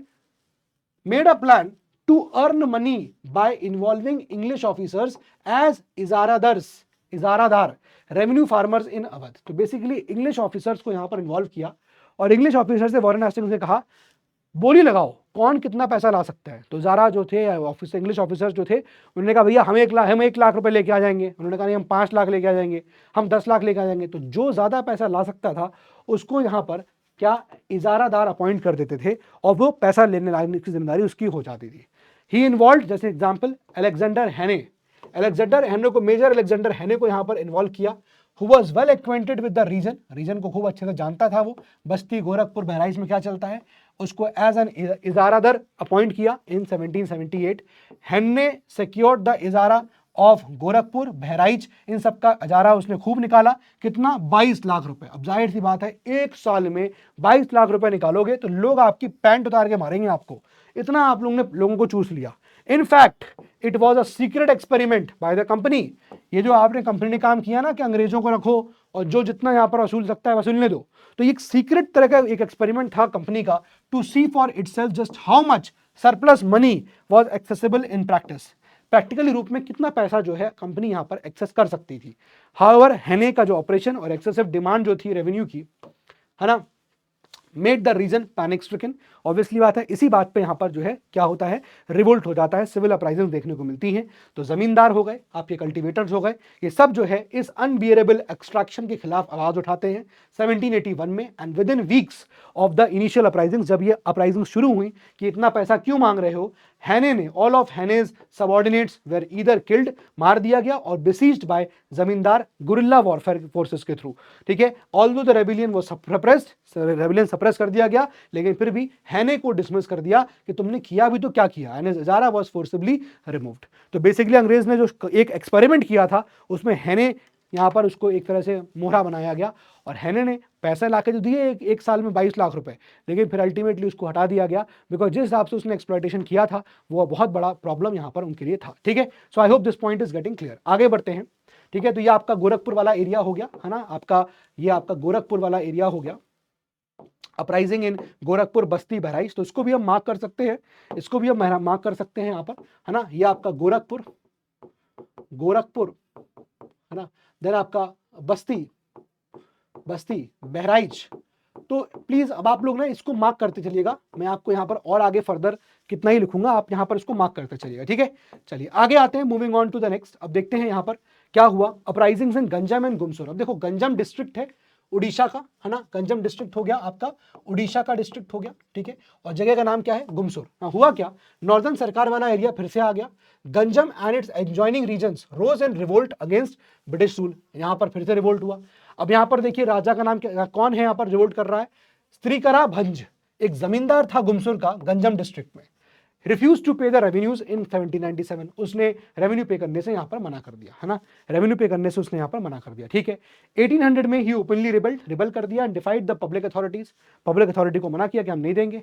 यहाँ पर अंग्रेजों की तरफ से एक यहाँ करप्ट कलेक्टर था जिसका नाम था स्नॉडग्रास को अपॉइंट किया गया, was replace to suppress the insurrection, कि ये जो अब यहाँ पर जो रिवोल्ट कर रहा है ये आदमी स्त्रीका भंज, उसको यहाँ पर सप्रेस कर दो। स्त्रीका को ज्वाइन किया किसने, जलानी देव ने, ठीक है, और साथ में जगन्नाथ देव ने ऑफ प्रतापगढ़ी। तो इन दोनों जगह के यहाँ पर जो रूलर्स एक तरीके से उन्होंने स्त्रीका को ज्वाइन किया। और 1804 में हुआ क्या, जगन्नाथ देव को यहाँ पर कैप्चर करके भेज दिया गया मसूलीपट्टनम, और but the English had to assign certain districts of Srikara Bhanj, ठीक है, Srikara Bhanj, English had to assign certain districts of Srikara Bhanj, clear. In 1807 to 1808 Dhananjay Bhanj son of Srikara forced his father to leave the state, भाई अपने बाप को बोला कि छोड़ दो, और धनंजय जो है फिर यहाँ पर क्या रिबेल करता है against the English but was forced to surrender in June. तो कुल मिला के कहानी यही है। देखो क्या था कहानी, एक एक लाइन याद नहीं कर पाओगे, ये आपको पहले ही बोल रहा हूं। पता क्या होना चाहिए, अपराइजिंग जो गंजम में हुई, गुमसुर में हुई, आपको गुमसुर में हुई, कहां पर हुई, कौन सा एरिया है, what is the name of the raja was, वो आपको पता होना चाहिए। स्त्रीका भंज, इन सब का रिवोल्ट हुआ था। इंग्लिश का जो अंग्रेज का जो तरफ से आदमी था स्नॉडग्रास, उसका नाम पता होना चाहिए, बस यही है। इसके अलावा जलानी देव और कौन कौन लोग जुड़े उससे, फिर क्या हुआ फिर क्या नहीं हुआ, ये सब आपको एक एक चीज नहीं पता होनी चाहिए, है ना, एक एक चीज आप, ये कहानी आपको पता होने की जरूरत नहीं है। फिर 1804 में से कैप्चर कर लिया, फिर उसके बाद उसको मसूलीपट्टनम भेज दिया, फिर वो पिज्जा खाने लगा, फिर उसने फिर बाथरूम चला गया, इतना पिज्जा खा लिया, all this is not required to be known. आपको जो पता होना चाहिए टाइम, रीजन, लीडर, रिवोल्ट का रीजन, दैट्स इट, ठीक है ना, दैट्स इट, ठीक है। चलिए आगे बढ़ते हैं। तो यहाँ पर आप देखिए, ये आपको दिख रहा हो गंजम डिस्ट्रिक्ट दिख रहा है इधर, यहाँ पर, ठीक है, ऐसे आपको गुमसुर मिलेगा कहीं आसपास यहाँ पर। तो ये हो गया आपका रिवोल्ट, ठीक है। अब कहानी आगे और भी है। अब हुआ क्या, स्त्रीकारा वो वापस आया Ganjam, was reappointed as a zamindar in compromise with the government, he manage the estate between this and this but failing to liquidate the arrest retired in his favour of his son Dhananjay.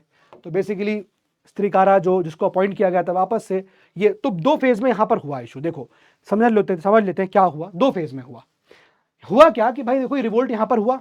अब उस वक्त जमींदार कौन है गुमसुर का, स्त्रीकारा भंज, ठीक है, रिफ्यूज टू पे रेवेन्यू पे करने को मना कर दिया। 1800 में ही ओपनली रिबेल्ट कर दिया उसने। स्नॉडग्रास को भेजा गया कि इस रिबेल को क्रश करो। स्त्रीकारा को ज्वाइन किया दो लोगों ने, ठीक है। 1804 में जगन्नाथ देव को पकड़ लिया गया, यानी कि यहां पर स्त्रीकारा को कमजोर कर रहे हैं, तो एक पहले इसको हटा दिया गया। But the English had to assign certain districts to Srikara Bhanj, कुछ डिस्ट्रिक्ट्स को यहाँ पर स्त्रीकारा भंज को यहाँ दिया गया। 1807-1808 Dhananjay Bhanj son of Srikara forced his father to leave the state. Dhananjay rebelled against the English but was forced to surrender in June 1815। तो बेसिकली धनंजय की बात भी आई, लेकिन फिर भी यहाँ पर वापस से ये जो पहला फेज में हुआ, रिबेल किया, इन लोगों ने क्रश किया, तो फिर भी यहाँ पर स्त्रीकारा को क्या किया, रिप्लेस कर दिया गया, यानी कि नॉट रिप्लेस, उसको रीअपॉइंट कर दिया गया as the zamindar in a compromise with the government. तो यहाँ पर पहले फेज में जो रिबेल हुआ इस पर्टिकुलर एरिया में, वहां पर क्या हुआ, एक कॉम्प्रोमाइज हो गया स्त्रीकारा भंज और सरकार के बीच में, ठीक है, अभी क्रश नहीं किया गया। अब यहाँ पर सेकंड टाइम जब हुआ, अनेबल टू पे द इनॉर्मस एरियर्स, अब इतना एरियर्स हो गया, उसको पे नहीं कर पाया, तो अब उसका लड़का था धनंजय भंज, रोज इन रेबेलियन, उसने रेबेल कर दिया, ठीक है। बट अब इस बार क्या हुआ, ब्रिटिश ने totally greatly reduce the governments authority, the revolt greatly reduce the government authority. Revolt इतना बड़ा था, गवर्नमेंट की अथॉरिटी यहाँ पर कम हुई, कमजोर हुई, लेकिन धनंजय की डेथ हो गई इन दिसंबर 1835, और उसके फॉलोअर्स जो है वो रेजिस्टेंस कंटिन्यू करते हैं। इस रेजिस्टेंस को फाइनली क्रश करने के लिए यहाँ पर रसल को भेजा जाता है, और रसल आपने पता होगा जो क्रिकेट के प्लेयर भी हैं, रसल जो कर देते हैं क्या, रसल जो कर देते हैं बॉल को, क्या मसल क्या चलता था वो आकाश चोपड़ा का, रसल जो कर देते हैं बॉल, क्या मसल चलता था। एनीवे कुल मिला के याद रखिएगा कि यहाँ पर रसल भाई को याद करना है अपन को। जमींदार ऑफ गुमसुर वॉज फोर्टिफाइड करके अल्टीमेटली ये एरिया अंग्रेजों ने अपने अंदर बना लिया। कुल मिला के छोटा सा रेबेलियन था, दो फेजेस में हुआ, पहले हुआ दोबारा हुआ, पहले बाप ने किया दोबारा बेटे ने किया, नहीं हो पाया, रसल को भेजा, रसल ने कहा ऐसी तैसी तुम्हारी साइड में आओ, ये हो गया आपका। नेक्स्ट आगे बढ़ते हैं, हम लोग बात करेंगे अब यहाँ पर नेक्स्ट इज पालामऊ। पालामऊ छोटा सा है, पॉलिटिकल सिचुएशन ऑफ पालामऊ जो है आप देखोगे was complicated by the crisis of agrarian landlordism and feudal system. पहला चीज पालामऊ कहाँ, झारखंड की बात हो रही है, ठीक है, झारखंड की बात हो रही है। अब यहाँ पर छोटा सा चीज है कि 1800 में राजा कौन है यहाँ पर, कौन लीड कर रहा है इस रिवोल्ट को, भूकान सिंह। कौन कर रहा है, Bhukan Singh. Chief hero rose and rebellion कर रहे हैं, क्यों, क्योंकि बहुत सारा क्राइसिस हो रहा है, एग्रेरियन क्राइसिस हो रहा है, ठीक है। Against agrarian landlordism and feudal system के खिलाफ आवाज उठेगी। कर्नल जोन्स यहाँ पर जो है कैंप करते हैं 2 सालों के लिए पालामऊ में और जड़ से यहाँ पर इसको रेबल खत्म कर देते हैं। बुकान सिंह को डेथ हो जाती है 1802 में एंड सब्सिक्वेंटली ये पूरा खत्म हो जाता है। तो पालामऊ में छोटा सा ये रेबल होता है। क्लियर, आगे आते हैं। अब पॉलीगर रिवोल्ट अभी थोड़ा बड़ा रिवोल्ट है। पॉलीगर रिवोल्ट कर्नाटक में होता है। पॉलीगर रिवोल्ट आपका कर्नाटक में, मैं अगर आपको यहाँ दिखाऊं तो दिस इज द एरिया, ये आप देख रहे हो ना, ये वाला पूरा बेल्ट जो है, this is the belt of what, Karnataka, है ना, ये कर्नाटक था, आर्कोट वाज द कैपिटल। तो यहाँ पर आप देखोगे तो पॉलीगर रिवोल्ट यहाँ हुआ है, यहाँ पर आपको पॉलीगर रिवोल्ट देखने को मिलेगा। चलिए एक बार डिस्कस कर लेते हैं, ये इंपॉर्टेंट है। पॉलीगर किसको बोल रहे हैं वो मैंने आपको बताया, सिंपल से तरीका था। पॉलीगर का सिंपल सा कहानी है कि भाई, थोड़ा आगे कर ले आते हैं इसको, यस पॉलीगर्स। तो यहां सिंपल सी कहानी क्या है पॉलीगर की, थोड़ा बड़ा है लेकिन इजी है, कुछ ज्यादा है नहीं। देखिए पॉलीगर्स के बारे में बता दिया मैंने, अब कौन थे, ये वही लैंडलॉर्ड, एक तरीके से जमीन के खूब बहुत जमीनें हैं इनके पास, है ना, लैंड है, जमीन है, तो भैया पावरफुल भी होंगे, ये पावरफुल भी थे, ठीक बात है, समझिएगा इस बैकड्रॉप में। तो पॉलीगर जिनको हम लोग ये भी कह रहे हैं पलाया कररगल of South India gave a stiff resistance to the British between 1795 to 1805। तो बेसिकली 10 इयर्स का ये रेबेलियन यहां पर रहा। ध्यान रखिएगा पॉलीगर रिवोल्ट 10 सालों का था, ठीक है। अब मेन सेंटर्स कहां कहां पर अपराइजिंग्स हुआ, जगह आपको इंपॉर्टेंट है, याद रखिएगा, तिनवेली, रामनाथापुरम, शिवगंगा, शिवागिरी, मदुराई और नॉर्थ आर्कोट। अगर आप इन एरियाज को देखेंगे यहां पर तो यू विल फाइंड यहां पर आपको तिरुनेलवेली मिल जाएगा, ये बाकी सारे एरिया, नॉर्थ आर्कोट मिल जाएगा। तो ऐसे सारे एरिया यहां पर लाइन थे, इन जगहों पे आपको अपराइजिंग जो है वो देखने को मिलती हैं, ठीक बात है। प्रॉब्लम शुरू होती है 1781 में। अब रिवोल्ट कब हो रहा है, 1795 में, लेकिन प्रॉब्लम जो है 14 साल पहले ही शुरू हो गई थी 1781 में, जब आर्कोट के नवाब ने क्या किया कि ये जो जमीनें थी उसको अंग्रेजों को दे दिया। अब सोचो, अभी तक नवाब ने जमीनें दी थी किसको, भाई नायक है, वो जमीन किसको दे रहा है, वो नायक जमीन दे रहा था किसको, इन पॉलीगर्स को। पॉलीगर्स के पास जमीन है, पॉलीगर्स के पास क्या थी, लैंड थी, लेकिन यहां पर नवाब ने क्या किया, नवाब ने लैंड जो है अंग्रेजों को दे दी, ठीक है ना। The problem started in 1781 when nawab of Arcot give the management and control of कौन सा, Tinnevelly and Karnataka province to the East India Company. अब सोचो, जाहिर सी बात है अगर वो लैंड अंग्रेजों को दे दी गई है तो बट ऑब्वियस सी बात है यार कि जो पॉलीगर्स हैं वो यहां पर दिमाग खराब हो गई उनका कि यार हमें हमारी ये गलती, हमसे तो लैंड ले ली गई, तो जाहिर सी बात है वो क्या करेंगे, रिवोल्ट करेंगे। पहला रिवोल्ट हुआ पॉलीगर्स का against the company, basically over taxation को लेकर हुआ कि बहुत अत्यधिक टैक्सेशन लगा रहे हो, यानी कि जब लैंड दे दी भी गई, नवाब ऑफ आर्कोट ने लैंड दे भी दी, तो भी आप देखोगे उसके बाद भी you will find that the revolt जो होता है वो इसलिए, पॉलीगर्स अभी भी हैं, अभी भी पॉलीगर्स हैं, बट उनसे टैक्स ज्यादा लिया जा रहा है। तो फर्स्ट रिवोल्ट ऑफ पॉलीगर्स होता है कंपनी के खिलाफ, कंपनी को लैंड मिल गई तिनवेली की, कर्नाटक प्रोविंसेस की, ठीक है, लेकिन अब वो अंग्रेज इस पर टैक्स ज्यादा ले रहे हैं, तो इस बात को लेकर यहां पर पहला पॉलीगर रिवोल्ट होता है, ठीक है। आई होप समझ में आ गया। अब यहां पर जो राजा है एक पॉलीगर है, इनफैक्ट उसका नाम देखिएगा कट्टाबोमम नयाकन।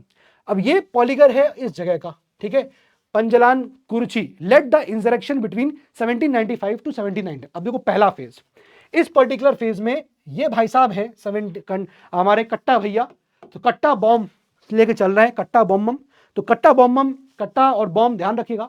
तो भैया ये कट्टा बॉम्बम जो है इंसरेक्शन पहले करते हैं इस पर्टिकुलर टाइम पीरियड में, पहले 4 साल में एक बहुत खतरनाक बैटल होती है कंपनी और इनके बीच में, डिफीटेड बाय वीरा पांड्या कट्टा बॉम्बम। अब हुआ क्या, after a fierce battle in which the company forces were defeated by, company को डिफीट कर दिया इनने, इनका नाम है ये Veerapandiya Kattabomman. A price was put on the latter's death. तो एक बार जब यहां कंपनी को डिफीट कर दिया इन कट्टा भैया ने, तो कट्टा भैया के सर पे इनाम चढ़ गया, जो कट्टा भैया को लेके आएगा उसको 50 करोड़ रुपए देंगे।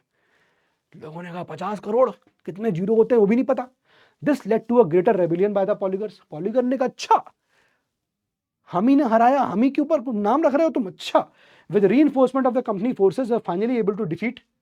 अब दोबारा कंपनी ने अपनी फोर्सेस को रीइंफोर्स किया, है ना। कट्टा बम जो है वो फ्लड कर गए, कहां पर, पुड्डुकोट्टई फॉरेस्ट में। वंस अगेन वो पुड्डुकोट्टई फॉरेस्ट पहुंचे तो उनके साथ धोखा हो गया, बेट्रेल हो गया, और इस बार बेट्रेल किसने किया, इन व्यक्ति ने। किसके साथ बेट्रेल किया, कट्टा भैया के साथ। तो कालीन भैया के साथ बेट्रेल हो गया by Ettappan the Raja of Pudukkottai. तो ये पुडुकोट्टई फॉरेस्ट में जाते हैं ना, ये फ्लड कर जाते हैं, जब कंपनी फोर्सेस अपने आप को दोबारा जोड़ती है तो ये भैया कट्टा भैया हमारे भाग जाते हैं पुड्डुकोट्टई में। पुड्डुकोट्टई वहां पर आप देखोगे ये आदमी मिलेगा इट्टाप्पम, वो बिट्रेल कर देता है, धोखा दे देता है। Who entered into an agreement with the British, ये ब्रिटिश के साथ मिल जाता है, led to the capture of कट्टा भैया। तो अल्टीमेटली कट्टा भैया को कैप्चर कर लिया जाता है। कट्टा भैया को हैंग कर दिया गया इन कॉन्स्पिरेसी प्लेस, कंस्पिशियस प्लेस। कंस्पिशियस प्लेस में कट्टा भैया को हैंग कर दिया गया। ठीक है, एक बहुत क्लोज एसोसिएट था सुब्रमण्यम पिल्लई, इनको भी हैंग किया गया। सौंदर्य पांडियन, इनको भी यहाँ देखो अनदर रिबेल थे, इनको यहाँ पर मार दिया गया जो कट्टा भैया के साथ थे। कट्टा भैया के साथ शरद शुक्ला, मुन्ना त्रिपाठी, सब लोगों को यहाँ पर पकड़ा गया और खूब धोया गया। Palayam of many poligars of कहाँ के, Panjalankurichi and the estate of 5 other poligars who had joined the rebellion were confiscated and prominent poligars को एग्जीक्यूट करके प्रिजन भेज दिया गया। तो अल्टीमेटली यहाँ पर इस प्रकार से इनका रिवोल्ट जो है वो क्रश कर दिया गया। अब ये था फर्स्ट फेज। सेकंड फेज में क्या हुआ, अभी खत्म नहीं हुआ है, अभी कुछ और है, अभी सुनिए यहाँ पर। सेकंड फेज में क्या हुआ, ये शुरू हुआ फरवरी 1801 में। पहला फेज 1795 से 1799, दूसरा है 1801 से, when poligars imprisoned in the fort of Palamcotta. अब यहाँ पॉलीगर को यहाँ क्या किया है, इम्प्रिजन कर रखा है एक फोर्ट के अंदर, जिसका नाम है पालमकोट्टा, और ये यहाँ से पॉलीगर्स एस्केप कर जाते हैं। एस्केप कर गए, the rebels took control of many forts, कई सारे फोर्ट्स पे कब्जा कर लिया, और टूटीकोरन को भी यहाँ पर कैप्चर कर लिया पॉलीगर्स ने। ब्रिटिश फोर्सेस ने फिर से अपनी सेनाओं को जोड़ा फ्रॉम मालाबार, और जो फ्यूजिटिव्स थे, अब उसका भाई था, ब्रदर था, किसका, कट्टा भैया का ब्रदर था उमाथुराई, वो क्या करता है, who fled to Sivaganga in रमनाड, joined the rebellion of the मारूदास। इस रेबिलियन को ये ज्वाइन करता है, led by Marathu Pandian which was suppressed in October। तो अल्टीमेटली इसको भी सप्रेस कर दिया। Fort of Panjalankurichi was razed to the ground and the name of place was expunged from all documents of the district। कुल मिला के कहानी बस इतनी सी है कि सेकंड फेज में भी जो हुआ, स्टार्टिंग हुई, बस आपको उतना बहुत डिटेल में कहानी नहीं पता होनी चाहिए, क्या होगा सेकंड फेज में, क्या हुआ थर्ड फेज में, क्या हुआ, नहीं, इट इज इनफ। पॉलीगर्स का कहां पर हुआ, व्हाट वाज द रीजन, पहला 2 फेज में हुआ। पहला रीजन क्या था, लैंड दे दी गई थी, है ना, और लैंड देने के बाद पहला रीजन क्या था, टैक्स बहुत ले रहे थे। दूसरा रीजन क्या, कि भाई तो मर गया, भाई के बाद उसका दूसरा भाई आया, दैट इज आपका कौन, ये Umathurai, now he is leading it. ठीक है, और ये पॉलीगर्स फोर्ट ऑफ इसमें पालमकोट्टा के फोर्ट में यहाँ पर रिबेल थे, वहां से छूटते हैं, फिर अपनी फोर्सेस बनाते हैं। फोर्ट ऑफ दिस फोर्ट को रेज्ड किया गया to the ground and the name of the palace was expunged from all documents of the district के सारे डॉक्यूमेंट्स इस किले के नाम हटा दिया गया। Meanwhile the nawab surrendered the civil and military administration of all the territories and dependencies of the Carnatic exclusively to the company in perpetuity. तो जो आरकोट का नवाब था, जिसने स्टार्टिंग में खाली 2 टेरिटरीज के बारे में बात करी थी ना, कि इन 2 टेरिटरीज या 3-4 एरियाज को, रीजन को क्या किया था, कंपनी के नाम कर दिया था पॉलीगर्स। अल्टीमेटली उनको पॉलीगर को खत्म भी किया गया और पूरा कंट्रोल जो है एरिया का अंग्रेजों ने उठा लिया। ठीक है, अब क्या हुआ, 1803 से लेकर 1805 तक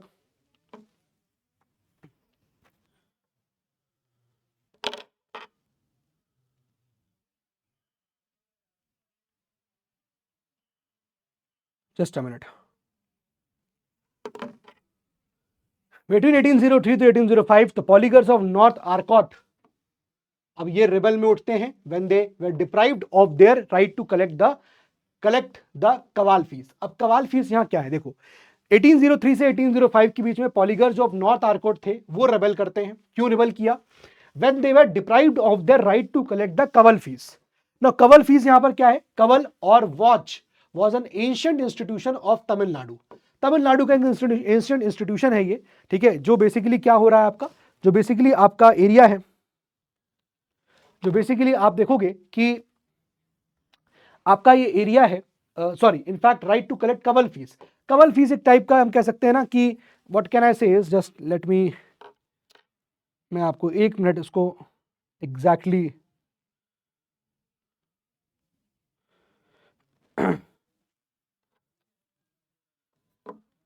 ठीक है। तो क्या होता था इसमें, कवल फीस क्या है कि मान लीजिए कोई टेरिटरी है, अगर उस टेरिटरी को हम प्रोटेक्ट कर रहे हैं तो उसके बदले, प्रोटेक्शन के बदले हम कवल फीस आपसे लेंगे। तो पॉलीगर्स जो क्या कर रहे थे, पॉलीगर्स जमीनों को अगर प्रोटेक्ट कर रहे थे तो उसके बदले इनको कवल फीस मिलनी चाहिए थी, है ना, कवल फीस मिलनी चाहिए थी। तो यहां पर बिटवीन 1803 से 1805 poligars of North Arcot rose in rebellion when they were deprived of their right to collect the kaval fees. जब उनको कवल फीस कलेक्ट करने से मना किया तो वो यहाँ पर रिवोल्ट करते हैं। क्लियर है, ये यहाँ पर हुआ। And ultimately you will find what happened is by February 1805 the rebels were suppressed. भाई जाहिर सी बात है, जब कवल फीस नहीं इकट्ठा कर पा रहे तो रिबल किए तो 1805 तक उनके रिबल को खत्म कर दिया गया। Several chiefs ordered to reside in Madras, rebel उनको कहा गया मद्रास में रहो। एंड देन फिर फाइनली आप देखोगे पॉलीगर का रेबेलियन जो है वो वास्ट एरिया में स्प्रेड होता है, बट फाइनली इन रेबेलियन को आप देखोगे तो यहाँ पर शांत करा दिया जाता है। ठीक है, तो ये आपका पूरा पॉलीगर का यहाँ पर इशू हो गया।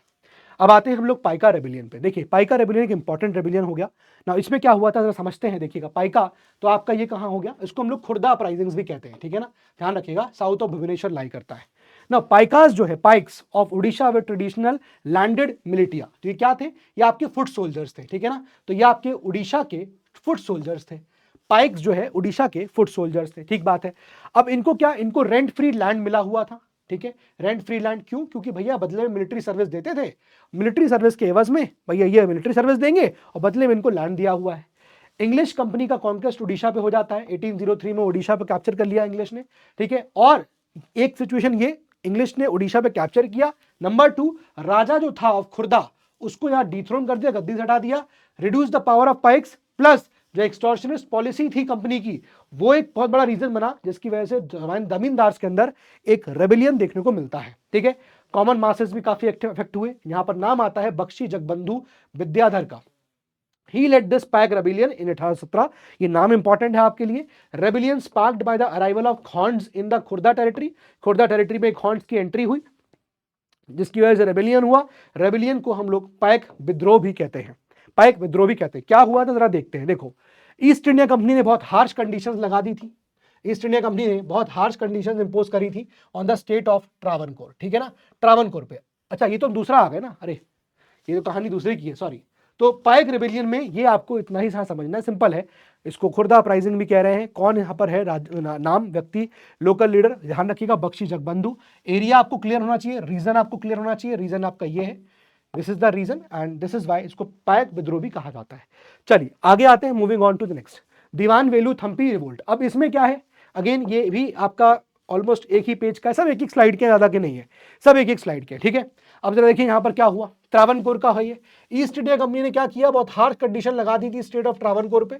After both of them agreed to a subsidiary alliance arrangement under Wellesley in 1805 cause deep resentment in the region. अब ईस्ट इंडिया कंपनी ने बहुत हार्श कंडीशंस लगाई थी स्टेट ऑफ ट्रावनकोर पे। आफ्टर बोथ ऑफ द, मतलब दोनों एग्री कर गए थे सब्सिडरी अलायंस के लिए भी, उसके बाद भी यहां पर लगा दिया, बहुत हार्श कंडीशंस लगा दी। रूलर जो है वो उतनी सब्सिडी यहां पर पे कर नहीं पा रहा है और एरियाज मतलब एक तरह से उनका डेट हो गया। British resident of Travancore was meddling in the internal affairs of the state. High handed attitude of the company compelled the prime minister, नाम है उसका ये, Dalawa Velu Thampi, to rise against the company assisted by Nairs. तो what is the simple reason for the revolt. Revolt का simple reason ये था कि भाई जो यहाँ पर एक एग्रीमेंट हो गया था सब्सिडरी लाइंस का, उसके बाद भी बहुत हार्श कंडीशंस जो है इंपोज कर दी थी ट्रावनकोर के ऊपर, और जो सब्सिडी यहाँ पर थी रूलर जो है उसको पे नहीं कर पा रहा था tax and whatever it is, and that is why ये इसके खिलाफ जो है आवाज उठाते हैं। तो Velu Thampi address the gathering in Kundara. Kundara में इस व्यक्ति ने यहाँ पर क्या किया, इसको एक यहाँ पर गैदरिंग को एड्रेस किया जहां पर उसने ओपनली कहा कि आर्म्स उठाओ, हथियार उठाओ अंग्रेजों के खिलाफ। इस पर्टिकुलर हम लोग चीज को क्या बोलते हैं, कुंडरा प्रोक्लेमेशन कहा जाता है, इंपॉर्टेंट है। Announce them from the native soil, अंग्रेजों को नेटिव सॉइल से बाहर निकालो, तो इसको कुंडरा प्रोक्लेमेशन कहा जाता है। ये आवाज उठाई गई, but anyway maharaja of Travancore जो था had not only wholly supported the rebellion and defected to the side of the company, but raja जो था महाराजा ऑफ ट्रावनकोर वो साइड्स बदल लेता है अपने और वो अंग्रेजों के खिलाफ, अंग्रेजों की तरफ चला जाता है। जो वेलू थम्पी है उनको मार दिया जाता है, ही वाज किल्ड हिमसेल्फ, वो खुद को मार देता है। क्यों to avoid the capture, the rebellion petered out. तो कुल मिला के अगेन छोटी सी कहानी है, पढ़ लीजिएगा किताब में, सिंपल है। जगह का नाम कहाँ है, टाइम फ्रेम क्या है, कौन यहाँ पर लीडर है, what is the reason of revolt. ठीक है, दैट्स इट, इसमें और कुछ यहाँ पर नहीं है। यहाँ रीजन क्या है समझ में आ रहा है हमको, what is the reason. Reason साफ साफ यहाँ पर लिखा हुआ है कि भैया यहाँ पर जो सब्सिडी जो है ज्यादा दे दी गई थी कि भैया इतना पैसा आपको देना है, वो पैसा आप यहाँ पर दे नहीं पा रहे थे। ठीक है, नेक्स्ट डिस्टर्बेंस इन बुंदेलखंड। अब बुंदेलखंड में क्या हुआ था जरा वो भी देख लेते हैं। बुंदेलखंड में the vast province of Bundelkhand conquered by the British during the second Anglo Maratha wars was put within the presidency of Bengal. अब बुंदेलखंड का एरिया जहां का मैं रहने वाला हूं, प्रेसिडेंसी ऑफ बंगाल के अंदर वो आता था। ठीक है, सिंपल है, बुंदेलखंड का एरिया। देखो याद करना है, चैप्टर मैंने आपको स्टार्टिंग बोला था रियली बोरिंग, तो बस इसको इंटरेस्टिंग करने का तरीका ये चार्ट बना लेना। बुंदेलखंड का एरिया है, मैं यहाँ का रहने वाला हूँ, बंगाल के प्रोविंस में उसको रख दिया गया। जो बुंदेला चीफ होते थे, ऑफर्ड रेजिस्टेंस, वो यहाँ पर आवाज उठाते थे अंग्रेजों के खिलाफ, न्यू गवर्नमेंट के खिलाफ, as they could fight from their forts numbering nearly 150। Now first major resistance था वो इन, यहाँ पर आपको नाम पता होना चाहिए, दैट्स इट। अब ये सब नहीं पता होना चाहिए, बुंदेला चीफ्स रेजिस्टेंस कर रहे हैं, ऑब्वियसली रेजिस्टेंस करेंगे यार, एक मूवमेंट पढ़ रहे हैं हम लोग, एक अपराइजिंग्स पढ़ रहे हैं, तो ऑब्वियसली रेजिस्टेंस तो होगा ही। आपको ध्यान रखना है कौन सा एरिया है, कहाँ पर लाई करता है, टाइम पीरियड क्या है, कौन इसमें यहाँ पर लीडर हो गया, लक्ष्मण दावा हो गया, किल्लादर मतलब कमांडर, फोर्ट का कमांडर था ये अजयगढ़ फोर्ट का, ठीक है ना। पहला मेजर रेजिस्टेंस इनकी तरफ से यहां पर हुआ। Lakshman was permitted to retain the fort as a temporary arrangement for 2 years, जो कि 1808 में खत्म हो रहा था, but he wanted to continue his hold after the expiry of the term. He surrendered in February 1809 and was taken to Calcutta. दूसरा फिर क्या हुआ, एक और यहां पर आपको है, नेक्स्ट रेजिस्टेंस जो है वो किसके द्वारा हुआ, किल्लादर यानी कि कमांडर ऑफ कलंजर, नाम क्या है, दारिया सिंह। तो पहला किसके द्वारा हुआ, ध्यान रखना है, लक्ष्मण दावा। दूसरा किसके द्वारा हुआ, दारिया सिंह, विच वाज सप्रेस्ड इन जनवरी 1812।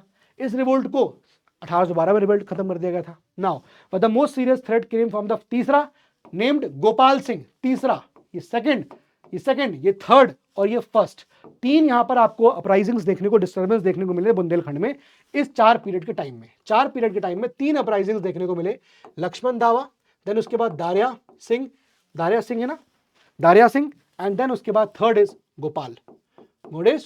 इन 3 की तरफ से ये आपको देखने को मिलता है। आगे आते हैं next.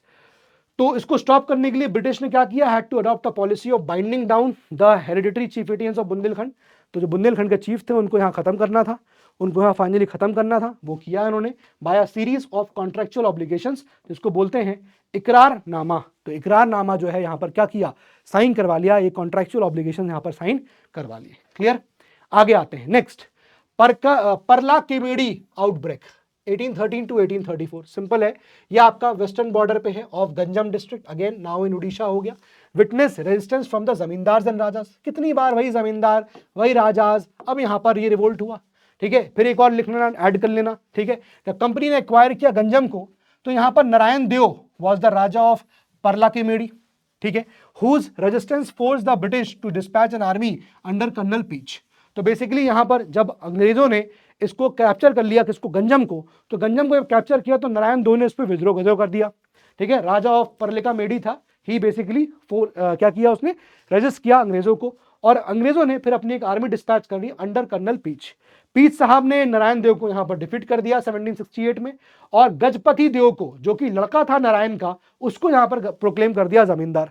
But Narayan Deo supported by his son brothers revolted again, फिर से नारायण देव ने रिवोल्ट कर दिया। अब एक बात पता नहीं होनी चाहिए, एक बार पकड़ा गया फिर रिवोल्ट किया, इतना डिटेल में नहीं जाएगा, और मैं आपसे ये कहूंगा ना कि अगर इतना डिटेल में गया तो फिर किसी को नहीं आता होगा।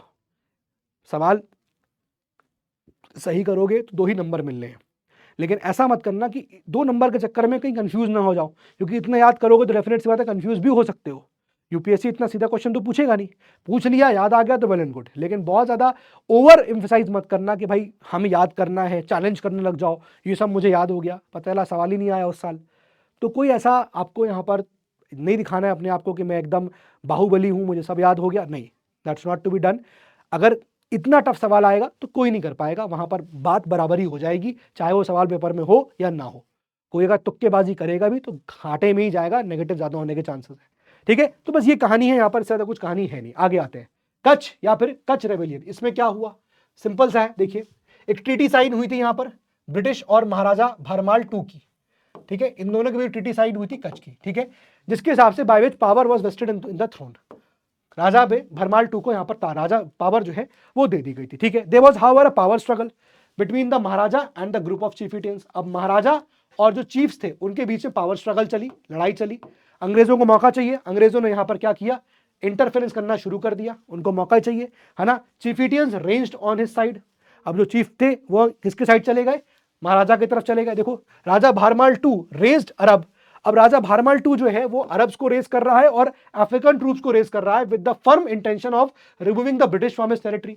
तो बेसिकली यहाँ पर British interfered in the internal feuds of Kutch and in 1819 राजा भारमाल जो था महाराजा, उसने अरब्स और अफ्रीकन ट्रूप्स को अपने यहाँ कर रहा है। क्यों? ब्रिटिश को हराना है। चीफ एटियंस को लगा बढ़िया मौका है, तो चीफ एटियंस भी महाराजा के साथ मिल गए, है ना, और अंग्रेजों के खिलाफ यहाँ लड़ाई हुई, लेकिन अंग्रेजों ने डिफीट कर दिया, डिपोज द कच्छ रूलर, और राव भरमाल टू को हटा दिया in favour of his infant son, उनके इन्फेंट सन को रख दिया। अब British resident governing the areas was the de facto ruler, और यहाँ पर एक रीजेंसी काउंसिल बना दी गई।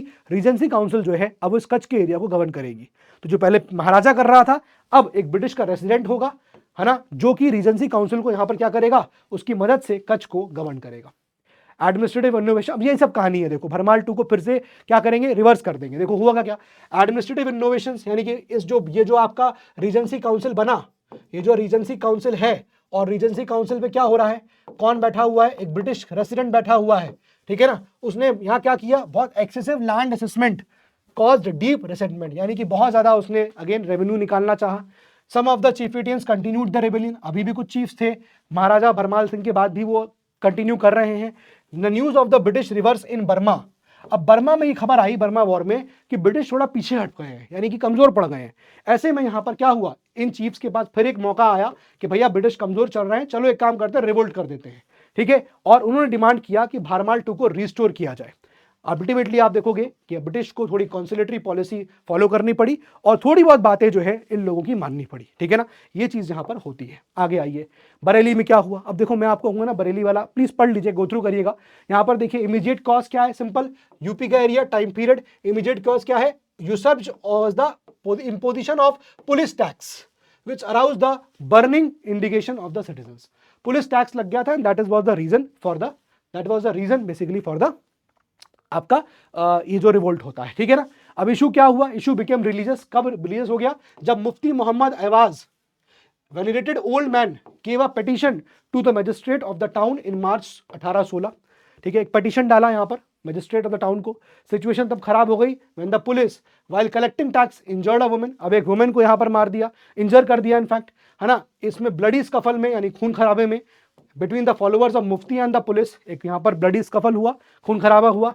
Within 2 days of the event, several armed Muslims from Pilibhit, Shahjahanpur, Rampur, ये रिबेल कर देते हैं, ठीक है। 1816 में insurgent murder the son of Leicester, जज था, जज of provincial and court of Bareilly. Uprising could only be suppressed with the heavy deployment of military force को डिप्लॉय किया गया, और यहाँ पर ये 300 रिबेल्स थे, उनको मार दिया गया, इवन वुंडेड एंड इम्प्रिजन्ड। तो बेसिकली यहाँ पर जो मामला है वो शुरू क्यों हुआ, पुलिस टैक्स के ऊपर, पुलिस और इनके बीच में झड़प हुआ, है ना, and all these things, bloody scuffle हुआ। 2 दिन के अंदर यहाँ पर ये पुलिस वालों ने एक हर्ट कर दिया वुमेन को, and all these things happened. And इस इंसर्जेंट्स को, ये जो इंसर्जेंट्स थे आपके रेबेलियंस थे, उन्होंने मर्डर भी कर दिया इसको, इसमें सिस्टर को, जज था ये, एंड देन इसको सप्रेस कर दिया गया, ठीक है। हाथरस में क्या हुआ, हाथरस में नाम किसका आएगा, दयाराम का आएगा, तालुकदार था ये सेवरल विलेजेस का, अलीगढ़ के डिस्ट्रिक्ट में, ठीक है। स्ट्रॉन्ग बेस था इसका फोर्ट ऑफ हाथरस में, ठीक बात है। अब इसमें क्या हुआ, एक सेटलमेंट हुआ था हाथरस के साथ, ये किसान था, सेटलमेंट हुआ।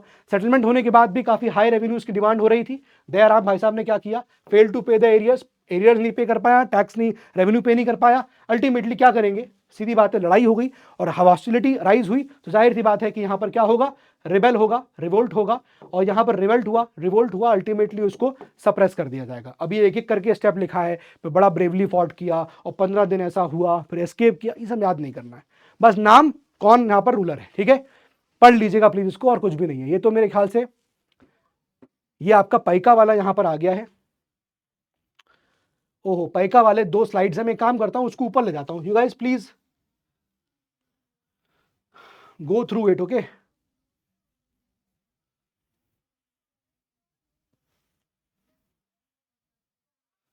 कुछ तो इसमें ऊपर नीचे हो गया है।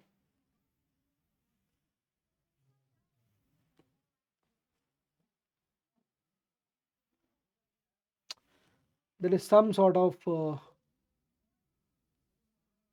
ये है पैका, ठीक है। एक तो ये हो गया, कौन सी स्लाइड है, just let me put it once, 30,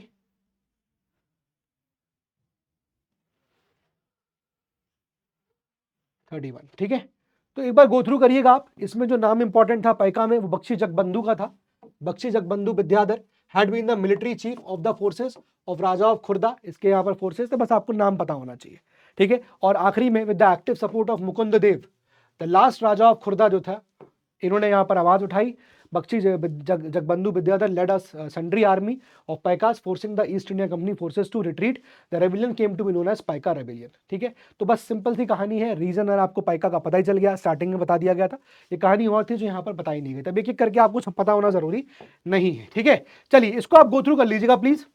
अब मैं आपको सीधे सीधे आ जाता हूं, एक आध यहाँ पर और बचे हैं, देखो I will say you just go through वगैरह, सिंपल है यार, इसमें कुछ है नहीं, let's not waste time. Ahom का बता देता हूं यहाँ क्या हुआ था। देखो अहोम में क्या हुआ please see, British pledge to withdraw from Assam, British ने कहा हम असम से विड्रॉ कर जाएंगे आफ्टर फर्स्ट बर्मा वॉर, और फिर वो विड्रॉ नहीं किए, है ना। बट उन्होंने अटेम्प्ट किया अंग्रेजों ने कि भैया अहोम को टेरिटरी को मिला लिया जाए अपने में। ऐसे में रिबेल हुआ, ये 3 लोग ने यहाँ पर रिबेल किया। Rebels gathered near Jorhat, Jorhat के पास ये गैदर किए, क्राउन किया इस व्यक्ति को एज द किंग, ये हमारा लीडर होगा, ये लीडर का नाम इंपॉर्टेंट हो गया। कंपनी ने यहाँ पर कॉन्सिलेटरी अप्रोच अप्लाई किया, यानी कुछ उनकी बातें सुन ली। Upper Assam was handed over to maharaja Purandar Singh Narendra, और कुछ पार्ट जो है वो यहाँ पर असम का जो है वो was return to the Assamese king. तो upper Assam was handed to maharaja Purandar Singh Narendra and part of the kingdom was return to Assamese king. तो ये आपका यहाँ पर अहोम रिवोल्ट था, राइट। अब Surat agitation, please go through it, simple है, 2-3 लाइन का है। सॉल्ट के ऊपर हुआ था, नाम से पता चल रहा है, सॉल्ट वाज द रीजन, ठीक है। यहाँ पर क्या था, गडकरीज, ये मिलिट्री क्लास था और ये आपके मराठा में होते थे, मराठा फोर्ट्स में ये लोग गैरिसन होते थे, इनका रिवोल्ट हुआ था गडकरीज का, है ना। अब ये गैरिसन वेयर डिसबैंडेड, अब गैरिसन में ये नौकरी कर रहे हैं, है ना, नौकरी मराठा फोर्ट में थे, गैरिसन डिसबैंड किया गया। जब गैरिसन डिसबैंड कर दिया गया तो ये अनएम्प्लॉयड हो गए, तो इनको भैया क्या चाहिए, इनको चाहिए कुछ नौकरी, तो भैया कहीं कुछ काम वाम करें। तो इन्होंने क्या किया, ऑक्यूपाई कर लिया समनगढ़ और बूढ़ागढ़ फोर्ट्स को। सिमिलरली आप देखोगे, simmering discontent cause the revolt in the Sawantwadi areas, people were here already revolted. कुल मिला के वहीं अगेन इनका रिवोल्ट हुआ और फिर ब्रिटिश अथॉरिटीज ने बहुत सारे ऐसे लॉज लेके आए which bring the region under the control. तो कुल मिला के कहानी हमें जाननी नहीं क्या हुआ क्या नहीं, गडकरी का यहाँ पर रिवोल्ट था, कहाँ काम करते थे, क्या था, बस ये चीज़ है। और अल्टीमेटली रिवोल्ट हुआ तो उसको सप्रेस कर दिया गया, ठीक है। This you should know that is Wahhabi movement. Wahhabi movement एक इस्लामिस्ट राइवलिस्ट मूवमेंट था, ये लोग इनके कल्चर को चेंज कर रहे थे, इसलिए इनकी आवाज उठी, सिंपल एज दैट। इसमें इतना घुसने की जरूरत नहीं है, बस आप जो फैक्ट है वो आप जरूर रीड कर लीजिएगा, मैं रिस्पॉन्सिबिलिटी आपको दे रहा हूँ, यू प्लीज रीड इट। तो कुल मिला के यही है कि भाई इस्लाम का जो यहाँ पर कल्चर था, है ना, advocated for return of pure Islam, यानी इस्लामिक प्रैक्टिसेस को वापस लाइए सोसाइटी में, ठीक है। और जैसे कि अभी दर उल हर्ब है, यानी टेरिटरी ऑफ वॉर ऑफ है, केओस की टेरिटरी है, उसको आप लोग दरुल इस्लाम में चेंज करिए, यानी कि लैंड ऑफ इस्लाम में चेंज करिए, ठीक है। इन्होंने एक जिहाद भी छेड़ दिया था सिखों के खिलाफ। और कुल मिला के कहानी यही थी कि भाई ब्रिटिश को हटाइए, क्योंकि ब्रिटिश भी हमारे कल्चर को यहाँ पर चेंज कर रहे हैं, है ना। तो इस प्रकार से वहाबी का रेजिस्टेंस जो है होता है मिलिट्री ऑपरेशंस के खिलाफ, एंड अल्टीमेटली वहाबी मूवमेंट को भी यहाँ पर सप्रेस कर दिया जाता है, ठीक है। देन उसके बाद कूका मूवमेंट होता है। कूका में क्या होता है कि भाई इसको फाउंड किया था बाय भगत जवाहर मल इन वेस्टर्न पंजाब में, यहाँ पर ही हुआ। मेजर लीडर्स कौन थे, ये नाम आपको पता होना चाहिए। मूवमेंट एक रिलीजियस प्यूरिफिकेशन के लिए ट्रांसफॉर्म हो गया, है ना, टू अ पॉलिटिकल कैंपेन। तो जो रिलीजियस मूवमेंट था वो पॉलिटिकल कैंपेन ट्रांसफर हो गया। बेसिक टेनेंट्स क्या थे, सिंपल कास्ट एंड डिस्क्रिमिनेशन हटाओ, है ना, कंजम्पशन ऑफ मीट खत्म करो, परमिशन फॉर इंटर मैरिजेस यहाँ पर अलाउड हो, इंकरेजमेंट हो वुमेन को स्टेप आउट ऑफ सेक्लूजन, ये सब चीजों के लिए यहाँ पर कूका मूवमेंट होता है, ठीक है। तो बेसिकली यहाँ पर क्या हुआ, Ram Singh was deported to Rangoon finally. तो British tried to crush the movement between this and this, and ultimately ये देखोगे राम सिंह यहाँ पर नाम आता है जो उनको डिपोर्ट कर दिया गया, ठीक है। सिपाही म्यूटनी, ये यहाँ पर सिंपल कॉजेस है सिपाही म्यूटनी के, यही आपको पता होना चाहिए भाई, क्योंकि ये हमने डिटेल में पढ़ेंगे अगले क्लास में, इसलिए यहाँ पर बहुत डिटेल में दिया भी नहीं गया, ना हमें जाने की जरूरत है। डिस्क्रिमिनेशन हो रहा था पेमेंट्स एंड प्रमोशंस में हमारे सिपाहियों के साथ, ये सिपाही म्यूटनी हो गया। मिस ट्रीटमेंट हो रहा था, रिफ्यूजल ऑफ गवर्नमेंट टू पे फॉरेन सर्विस अलाउंस, हमको फॉरेन सर्विस अलाउंस नहीं मिलता था। रिलीजियस ऑब्जेक्शंस थे, है ना, कि हमको भेज रहे थे, जैसे religious objections to general service enlistment act, वही ग्रीस कार्टरेज एपिसोड ये सब था, तो वो रिलीजियस ऑब्जेक्शंस हो गया। शेयर्ड ग्रीवांसेस, सिविलियन पॉपुलेशन के साथ भी उनके ग्रीवांसेस मिले हुए थे। Religious conflicts with the service conditions जो थी इन सिपाहियों की, भारत के जो काम कर रहे थे उसके खिलाफ भी कॉन्फ्लिक्ट थे, रिलीजियस कॉन्फ्लिक्ट थे। हमको समुद्र पार जाना था, जिसमें ये माना जाता है कि आपकी जो धर्म है उधर नष्ट हो जाएगा, भ्रष्ट हो जाएगा। म्यूटनी होती है वेल्लोर में 1806 में, जहां पर over replacement of turban with leather cockade, एक ये चीज था। ये हम सब डिटेल में देखेंगे हम लोग, है ना, ये सब डिटेल में देखेंगे। अभी तो खाली ऐसा है कि टर्बन को रिप्लेस कर दिया था यहाँ पर लेदर कोकेट से। म्यूटनी यहाँ पर बंगाल में होती है, army sepoys in 1844 over being sent to far away, Sindh भेजा जा रहा था उनको, तो वो चीज़ यहाँ गलत मानी जाती है। Sepoys at Barrackpore revolted in 1824 when asked to go to Burma and lose caste by crossing the sea. और वही बात आप सब कक्षा 8 से पढ़ते आ रहे हैं कि भाई आप सी क्रॉस करके जाओगे तो अल्टीमेटली क्या होगा, आपका यहाँ पर क्या होगा, ये आप बर्मा जाओगे तो आपका कास्ट यहाँ पर लूज हो जाएगा, यही चीज था। तो दिस इज इट, कुछ इंपॉर्टेंट म्यूटनीज खाली नाम भर दिए हैं, तो इस नाम में मैं क्या ही बताऊं, just go for the name. सिपाही म्यूटनी बंगाल, वेल्लोर म्यूटनी 1806, सिपाहीज जो है वो प्रोटेस्ट करते हैं against interference in their social and religious practices. तो सिपाहियों का यहाँ पर ये इंटरफेरेंस होता है कि भाई आप हमारे रिलीजियस और सोशल प्रैक्टिसेस में यहाँ पर इंटरफेयर कर रहे हैं, और इसलिए वो इस बैनर में सिपाही जो होते हैं हमारे रिवोल्ट कर देते हैं। बाकी सारी यहाँ पर नाम है, कुछ ज्यादा इसमें है नहीं, ठीक है। वीकनेस ऑफ पीपल अपराइजिंग्स, तो वीकनेस थी भाई, ये लोग उठे तो रिवोल्ट तो किया बट ज्यादा कुछ कर नहीं पाए, क्यों, अपराइजिंग्स वर लोकलाइज्ड, अपराइजिंग्स लोकलाइज थी, है ना, हैपेंड एट डिफरेंट टाइम्स, अलग अलग टाइम पे हो रही थी, लोकलाइज अपराइजिंग थी। मोस्टली आप देखोगे तो लोकल ग्रीवेंसेस की वजह से ही यहाँ पर ये वीक पड़ गए, है ना, क्योंकि कोई नेशनल इशू नहीं था, है ना। लीडरशिप सेमी फ्यूडल टाइप की थी, बैकवर्ड लोग थे, ज्यादा ट्रेडिशनल मतलब फास्ट फॉरवर्ड ट्रेडिशनल सोच होती थी, है ना। तो ये सारे रीजंस है भाई, रेबिलियन हो तो रहा था लेकिन सेंचुरीज ओल्ड फॉर्म की तरह हो रहा था, आइडियोलॉजिकल बहुत पुरानी सोचें थी, है ना। फाइटर्स के जो सामान थे, मेथड्स थे, ऑब्सोलीट थे, आर्म्स उनके ऑब्सोलीट थे, right. Some were pacified through concessions, कुछ जो है अंग्रेजों के कंसेशंस थे, शांत हो गए, तो वीकनेस पड़ गया, रिवोल्ट हुए लेकिन वीक पड़ गए फॉर दीज रीजंस कि अपराइजिंग्स लोकलाइज्ड हैं, कुछ थे भी तो वो कंसेशंस उनको मिल गया तो ढीले पड़ गए, फाइटर्स के जो मेथड्स थे वो ऑब्सोलीट थे, है ना। Rebellion centuries old form ideology पे लड़ रहे थे। रिवोल्ट जो था वो सिर्फ एलियन रूल को खत्म करना था, ये इसलिए नहीं था रिवोल्ट कि हम नेशनलिस्ट इंपल्स के चक्कर में कर रहे थे, हमारे अंदर कोई नेशनलिस्ट भावना नहीं थी, हम बस एलियन रूल को खत्म करना चाहते थे, there was no nationalist feeling, ये भी एक रीजन था, खत्म हो गया। Resistance did not offer alternatives to existing social setup, तो कोई अल्टरनेटिव सेटअप नहीं था, अगर ठीक है हम हटा देते हैं इसको तो इसके बजाय क्या होगा, इसके एवज में कौन यहाँ पर रूल करेगा, ये यहाँ पर कुछ नहीं बताया था। तो ये हमारा यहाँ पर आज चैप्टर खत्म होता है, चैप्टर नंबर 6, ठीक है, सिंपल है। तो बस मैं आपको यही बोलूंगा कि भाई आप इसको फैक्चुअल है, इसको चार्ट बनाइए, चार्ट बनाकर इसको लिखिए, और do let me know in the comment box also, और साथ में मेरे को टेलीग्राम चैनल पर ये चार्ट जरूर बना के दिखाइएगा, बढ़िया चार्ट, चाहे आप उसको लगा के दीवार पे चिपका के फोटो खींच के जरूर भेज दीजिएगा, मैं देख लूंगा, ठीक है। That's all for today from my side, पढ़ाई करते रहिए, मेहनत करते रहिए। जय हिंद एंड जय भारत एवरीवन।